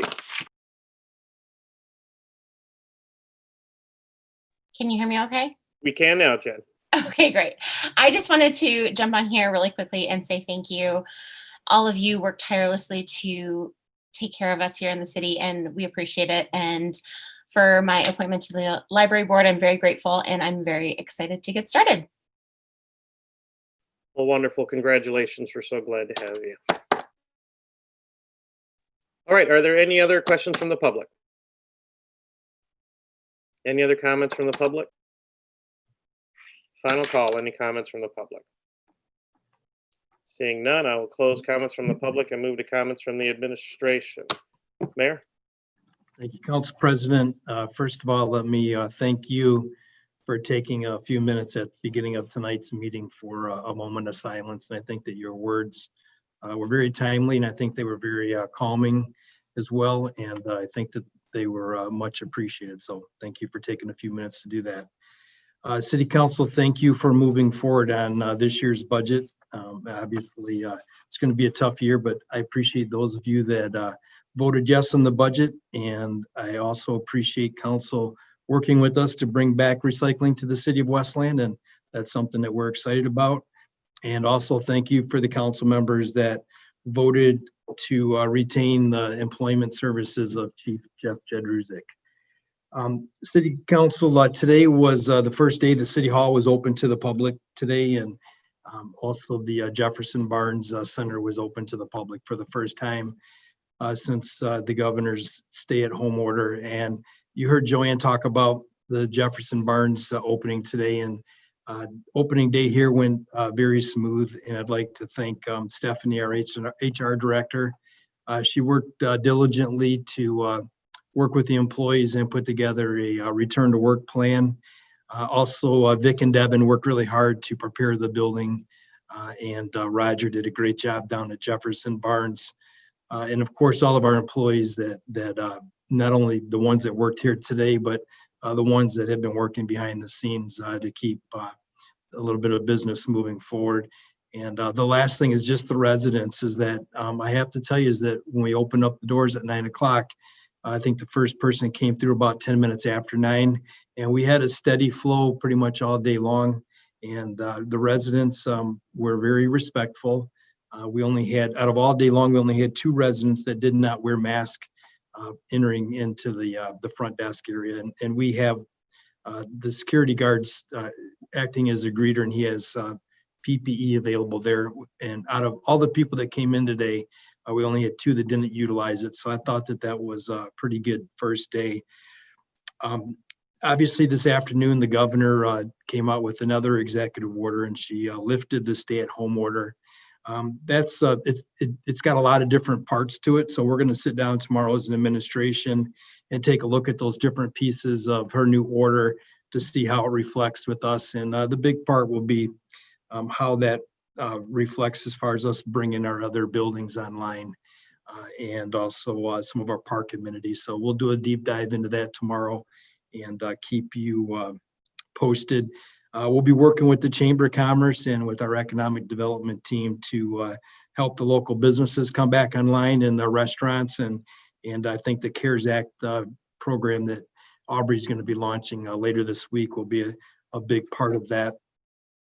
Council, as you know, that we offered COVID-19 testing in Westland this past weekend as a partnership with the state of Michigan, the National Guard, Wayne County Health Department, Wayne County Executive Warren Evans and his team, and our friends at the mall, Patrick and Gary, but also Chief Stratner was our point person there for both days. Chief Jedrzejczyk did a great job with his folks keeping traffic moving. Vic and the DPS guys did a great job with the logistics on the ground, and we had a lot of residents volunteer. When we originally took the first call on this, they were anticipating that we may get 200 people visit each day. The first day we processed 292 tests, and the second day 589. So there were 881 tests, and everybody that was tested will get those results either through email or text within the next couple days. Moving forward, this week, council, we're going to be doing something with the city. There's been a lot of seriousness lately, and there's a lot of stress going on. So if you remember a while ago, we recognized a local gentleman, Gregg Jabbar, for his efforts and how he's gone from living in the south end of Westland all the way to Hollywood. He's going to be back this Wednesday. We're going to do a Zoom night. It's called A Night with Gregg Jabbar, and we're going to just open it up, and it's going to be question and answers, and it's going to be a chance for people to talk with Gregg about obviously growing up in Westland, about his storied career, and he's got a prominent role on Blue Bloods, which was just renewed for the 11th year, and it's going to be hosted by Lynn Fisher, who heads the Inspire Theater in Westland, and it's going to be a call-in Zoom meeting, and there'll be information on the city's Facebook page and the website on how you can participate that night on Zoom if you'd like to ask Gregg a question. If you don't, you just want to sit back and watch it, we're going to also have that on the city's YouTube page as well, and we'll have information on how you can do that. Another meeting that we're going to schedule, a virtual meeting, is a week from then. Will be on the 10th of June. We're going to do a virtual town hall with a COVID-19 update for the residents. We'll have all the latest information, the stats.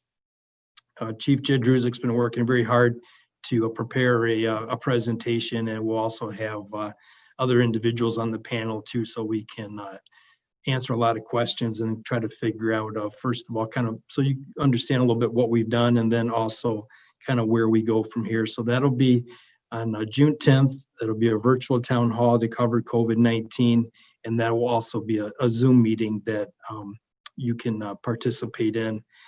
And then earlier tonight, Joanne and Aubrey talked about the CARES Act plan, and I know that City Council approved that.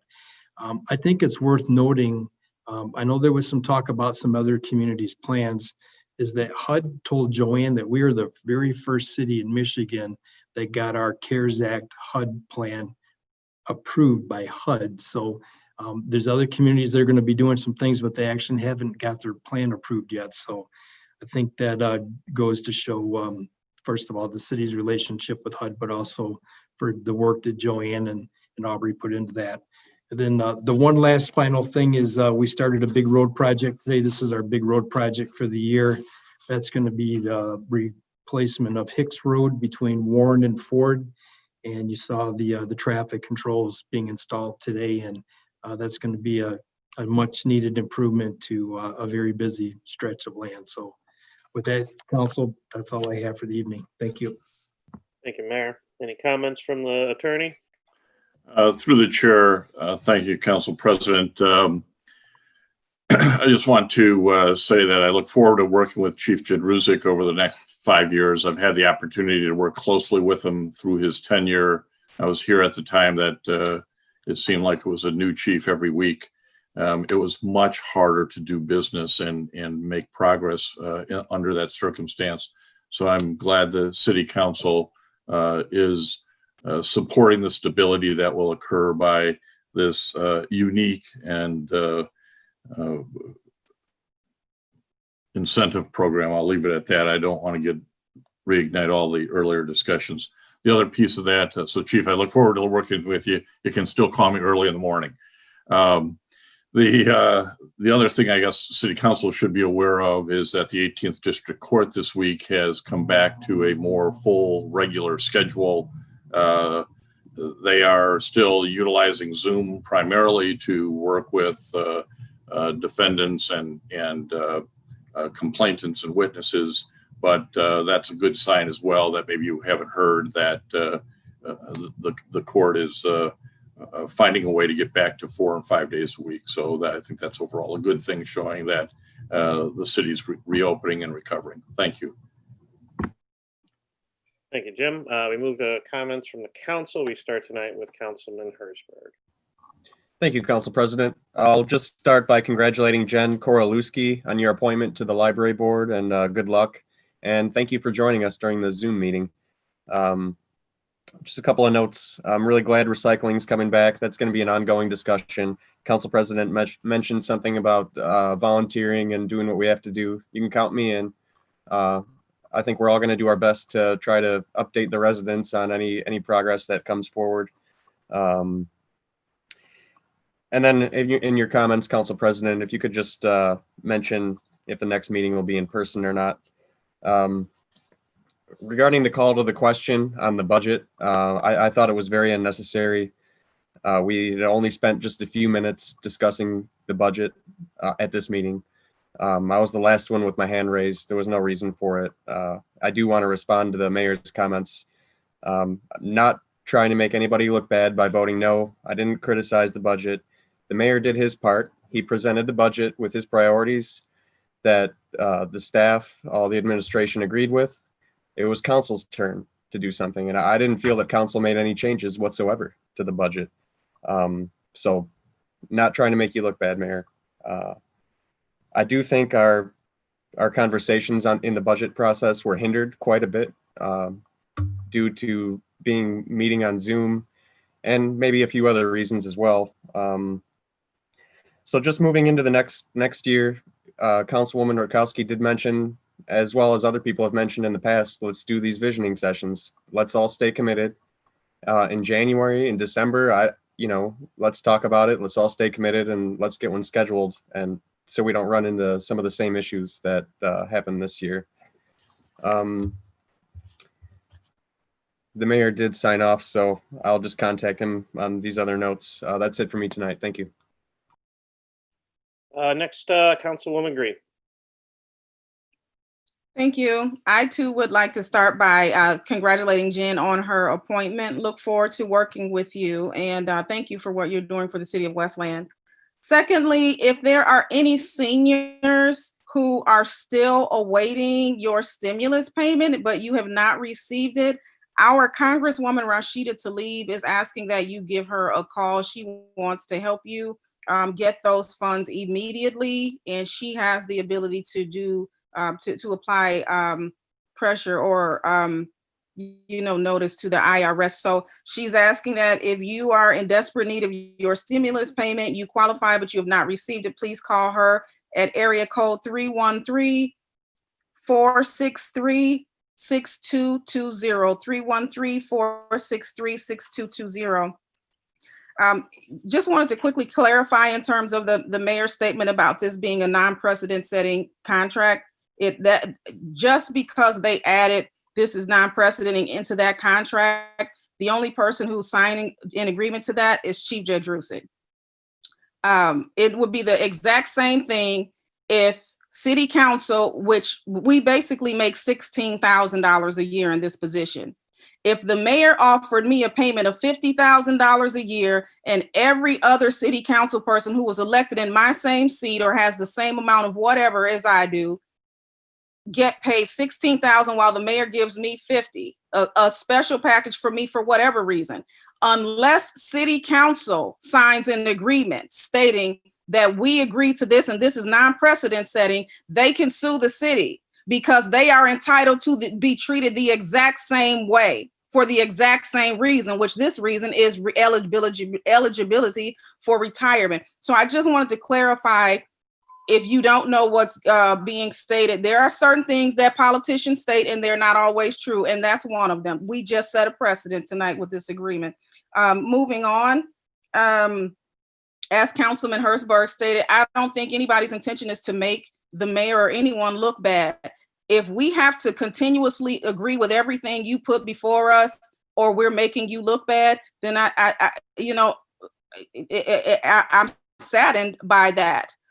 We are supposed to evaluate the expenses and operations in the city of Westland. And I take a lot of pride in that. And I have a extensive business background, and I bring that to the table with me. So this is not to make anyone look bad. This is to state that, as opposed to letting someone else tell their version of why I might not support something, it's clarifying why I did not support something. So I'll move on from there. Wanted to thank Council President Hart for the opening that he provided in terms of the what's going on in our country with the recent death of George Floyd being Oops.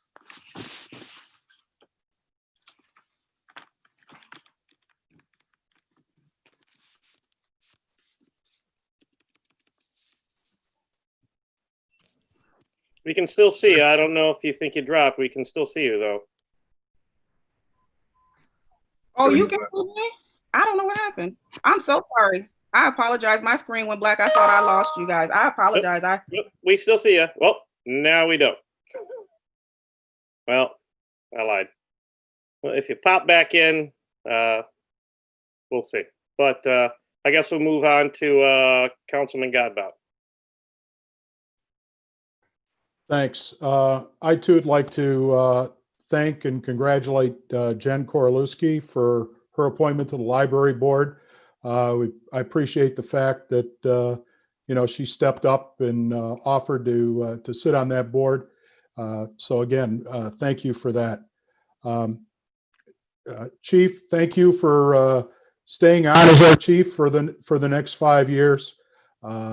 I was here when we had what seemed like chief of the month going on, and it as the city attorney, and I'm sure it was difficult for his office to deal with different chiefs and different operations. It was also tough for the rank and file police officers as well. I remember, there were a lot of different morale issues, and it wasn't that any chief was doing a bad job. It was just different styles and a continual change in what the level of expectation was. You've done a great job building a professional police force. We're CALIA certified for the 4th year now, and it's a tribute to your leadership that's occurred. So again, thank you for your willingness to stay on for an additional 5 years.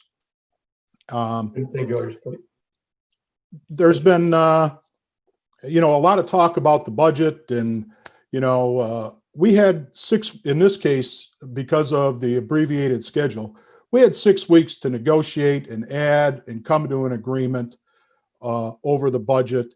And it was a difficult format. I hope we don't have to do this via Zoom next year.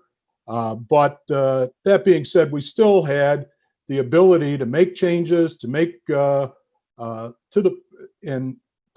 input into the budget. And what was presented included those changes that we had consensus on by the council. So again, not everybody, I didn't agree with some of the stuff that's in there. Obviously, some other council members didn't agree with everything that was in there, but that's part of the process. I wish to, since our last meeting, we had Memorial Day, and we didn't get to celebrate the way we normally did during Memorial Day with the Memorial Day parade. But I will tell you, I went to the Westland Veterans Memorial Garden, and our DPS and whoever else worked, I know some of the veterans were over there because I saw them during the week, working to clean up that facility, and it was very well done, and it still is. I mean, but the cleanup that was done, the adding of the mulch, the making sure all the old leaves and things were gone from the bushes, really made it appropriate for Memorial Day. And then the only last thing I have is I just wish a happy belated birthday to Council President Hart. who turned 21 again for whatever number of times it was last week. So that's all I have. Thanks. Thank you, Councilman Godbout. Councilwoman Murkowski. Good evening. Congratulations to Jen Korolewski for her appointment to the library board. I'm always inspired by our residents and citizens who want to be an active part of their city. So congratulations, and we look forward to what you can contribute to the library board. Speaking of boards, the school board election happens this year, and there's still plenty of time to file. So if you're interested in contributing to your community on the school board, you can visit our city clerk at City Hall, that's now reopened, and file for the election. And I just look forward to a future date where we can sit down as a council and strategize further into the future on these budgetary issues. You know, in one way, this year's budget cycle, even though it's the very first one that I've gotten to sit and be a part of, is a little surreal. And we're obligated to have a budget, and we're working with a lot of unknowns. You know, there's a lot of, you know, we don't know what the revenue sharing is really going to look like, and you know, it'll be interesting to see how that impacts us throughout the year. I think there's going to be a lot of budget amendments coming our way. With that, I bid everyone peace. We have to find a way to come together and find peaceful solutions to everything. And good night. Councilman McDermott. Well, good evening. First and foremost, I'd like to thank Jen for serving our community on the library board. We are so happy to have you serving us on the library board, and glad to be able to vote yes on your appointment. To echo the sentiments of Councilwoman Murkowski, it's always nice when people step up to the plate and serve their community and help out on our many boards and commissions. So thank you, Jen, for that. In regards to the budget, this was not a perfect document by any means, but at some point you cannot let perfect be the enemy of the good, and you have to make a decision on what is good, what is bad, what you like and what you don't like, and you have to weigh those options. And that's what I did with my vote. Certainly, as I mentioned earlier, we would all like to see more staffing for our police department and for our fire department. No one council person has a monopoly on that, and it's something that we all collectively, all 7 of us, support. There were some other minor issues that I indeed did have with the budget, but there are a lot of great things that I think are going in this budget. Being able to bring back recycling and having the funding for that. It's something that when the sanitation millage passed, we all collectively promised the residents we would do. And I was happy that as a council, working with the administration, we were able to approve that contract with Republic for recycling to continue to make Westland a leader in our mission green statement, protecting our environment and combating man-made climate change. The ability to give our residents some cover, those who either work in the city or live in the city, with the smart covered bus stations. That's something that I look forward to working with my colleagues in the administration on to make that a reality this year. The fact that we were able to get the number from the library board reduced from the initial $500,000 amount that the administration was looking to take to the library, I think that was something of significance and importance.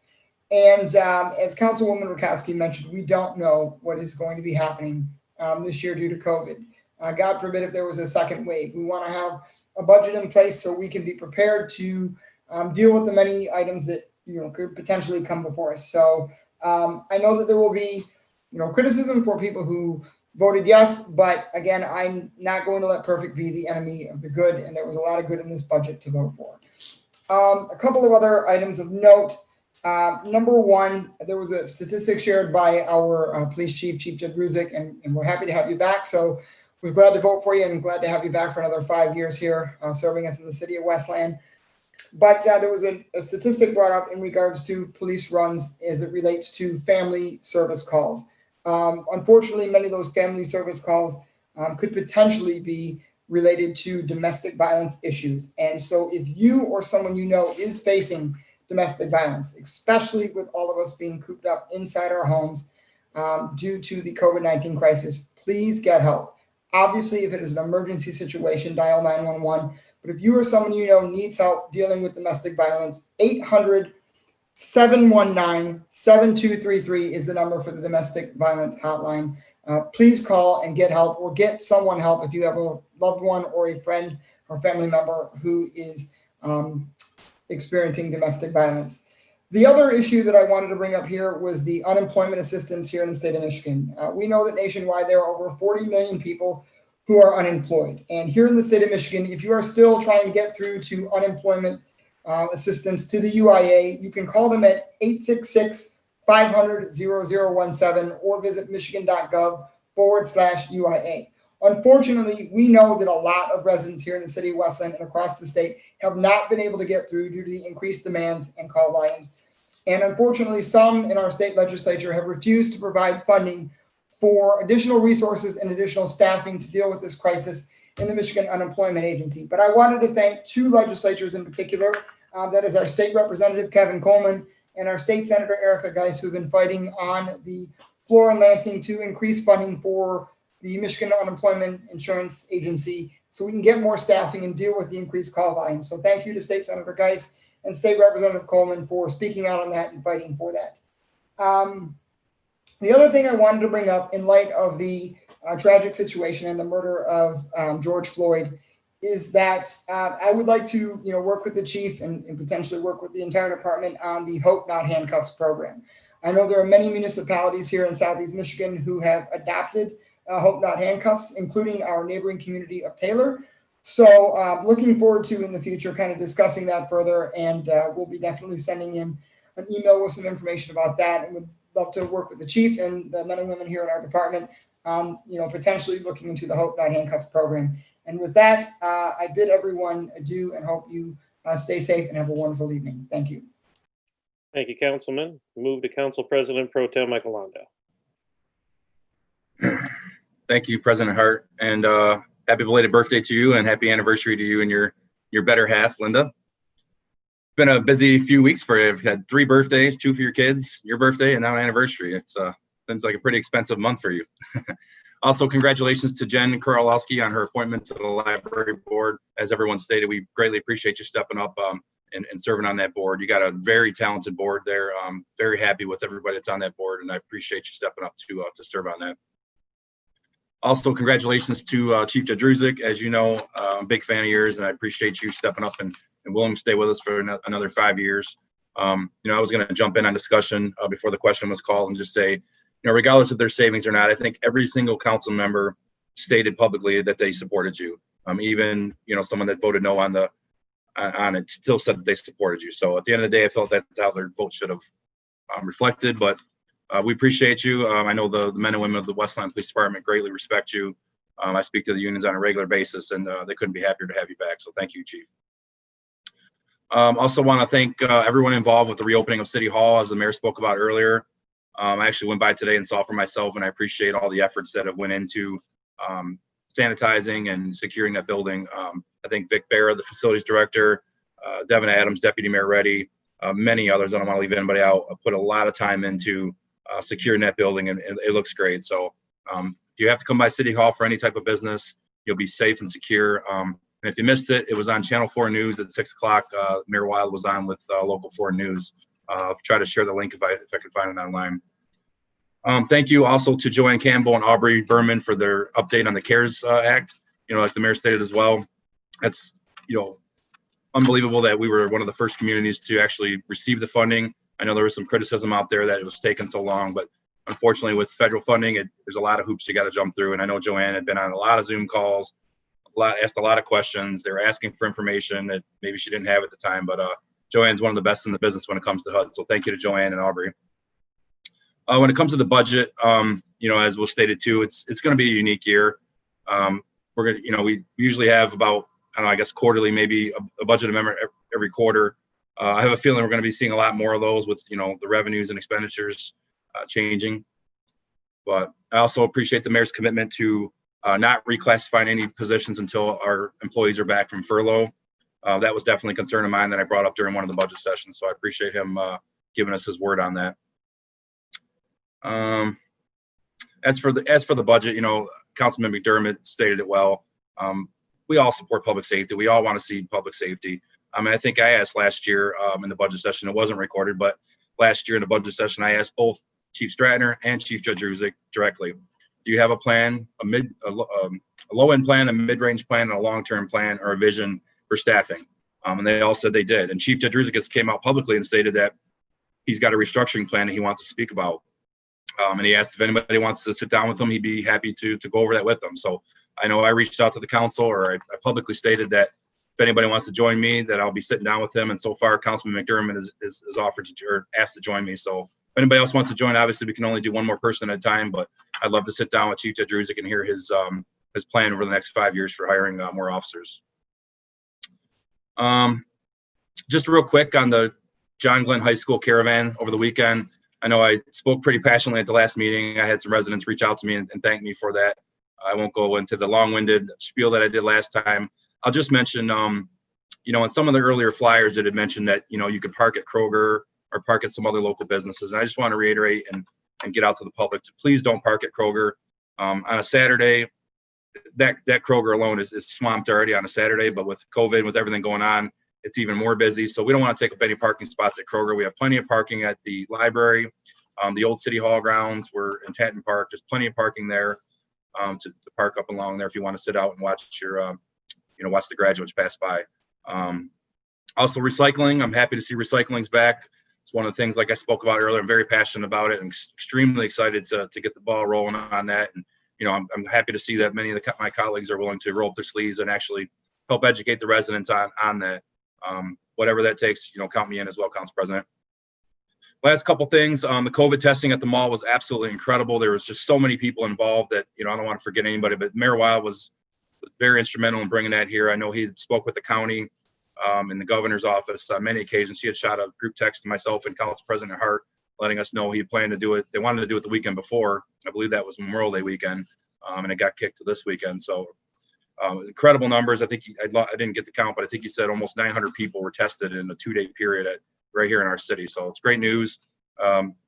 Lieutenant Governor Garland Gilchrist was here. I know the county executive was out there with his team and many supporters, Mayor Wild and Chief Stratner as well out there supporting. So thank you to everybody that was able to get out and do that. And I saw Mike McDermott, Councilman McDermott actually got the test. So I'm going to talk to you offline and find out how that went, because it didn't look too it looked painful. We'll just say that. It didn't look too good. But in closing, I just want to thank the Council President for his tribute at the beginning of the meeting. I had some words typed out. I'll probably just go ahead and let those go because you said it amazing. You kept it. It was great. So I'm not even going to go into mine here. You know, we got a lot of progress to make still with racism and discrimination and a lack of humanity. We all got to do better. So thank you again, Council President. Everyone have a great evening. Thank you, Council President Pro Tem. I guess it's my turn.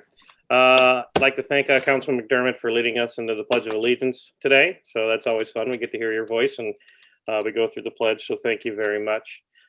Chief, you're stuck with us for another 5 years. So we're actually happy. Glad to have you there. Love all the things. It's things have been going very well under your watch and they're going to continue to go well.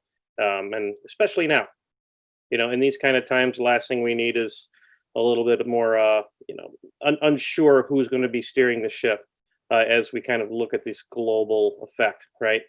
So I think you being there in that position is going to keep our ship pointed in the right direction and make sure we're doing the things that we're doing. So thank you. Ms. Korolewski, Jen, welcome.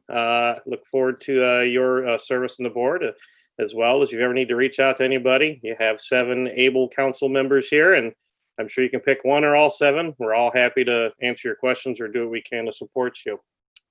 Councilman Hertzberg asked me to mention it, and I already had planned on it. So the next council meeting, I know I said this last time, the next council meeting, I'm hoping we're in person. So as long as nothing crazy comes out, I think the linchpin that's holding me right now is the gatherings of 10. That's what's really holding me. So I'll tell you, my threshold is 25. If we can get to 25 to where we can gather in periods of 25, then we can do some creative things at City Hall. Okay, we can do 25 people in the council chambers. I can do 25 or actually like maybe 23 in the council chambers, no more than 25 maybe in the lobby. So if someone has to ask a question, they can raise their hand. I can bring them into the chamber. So it's kind of my threshold. I just don't want to have an opportunity or a situation where I'd be turning people away.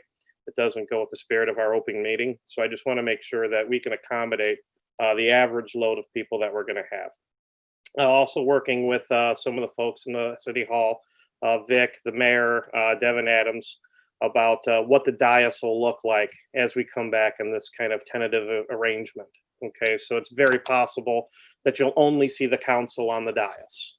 Okay, we'll probably see the administration's going to be on both sides of the room, potentially tables on the left, tables on the right. The mayor, deputy mayor, Jim Falsone, maybe the clerk off to the side just to keep the head count low on the dais, no more than 7, make sure we have our distancing. So there's a couple pieces, but I'll tell you, for me, I've got to be able to at least gather in groups of 25 before I can go open it up. And I hope that does happen by then. We're all paying attention to see if that does happen. If it stays at 10, we're probably not going to work. So, but I'm optimistic. We're making plans so that we're ready to meet in the 15th in person, and we'll see what happens. So thanks, and that's where my head's at right now on that. The visioning session, agreed with everybody, so it's something we actually talked about before and didn't quite happen. So probably later this year, after maybe around November timeframe or something, we kind of look at that. So we also have an opportunity to meet with Steve and kind of get some education on some things we're maybe not 100% sure how the financial mechanisms and some things work. So it'll also be an educational program and then do our visioning so that we really have a good understanding of, how liabilities move from an asset to a liability column and some general financing kind of stuff so that we really know what the impacts are and how it's really affecting all the lines. So I think that would be helpful. Moving forward here, with regards to the budget, I predict a lot of budget amendments this year. I think, we definitely don't have a budget that I think is going to be perfect as we move throughout the year. Budget amendments are something we do quarterly anyway, here and there. I would not be surprised to see them at least monthly or bi-weekly as we start to really learn what the impacts are of our revenue numbers. So I think all of the fervor that we put in and all the effort we put in, the job's not done. We'll have to continue to get some information and continue to work together and see what happens and how things unfold. With somebody mentioned unemployment insurance. I forget who that was, and I do apologize. On another note, Councilman McDermott, thank you. On another note, keep an eye on your documentation because myself and another council member have just been targeted for unemployment insurance fraud. So somebody got a hold of our numbers and they filed unemployment for me and for Councilman Londell. So I got some paperwork today that says I filed for unemployment and I work for the city and I work for my employer. And so the city was fine enough to alert me that, hey, Jim, did you file unemployment? No. So, well, the state of Michigan says you did. So now I have to go ahead and start the process of dealing with the state of Michigan and tell them that, no, I'm not unemployed, actually. So keep an eye on your stuff. It's really big right now. And fraudsters are taking advantage of the huge volume of work with the Unemployment Insurance Agency. That these things, they're just taking advantage of it. So be vigilant. 2 more things. It's the Army birthday right before we come back for council meeting. So all my Army friends, happy Army birthday, June 14th. You'll know where to find me at some VFW somewhere buying at least a round or 2 for all my brothers and sisters. So I'll let you know where I'm at ahead of time.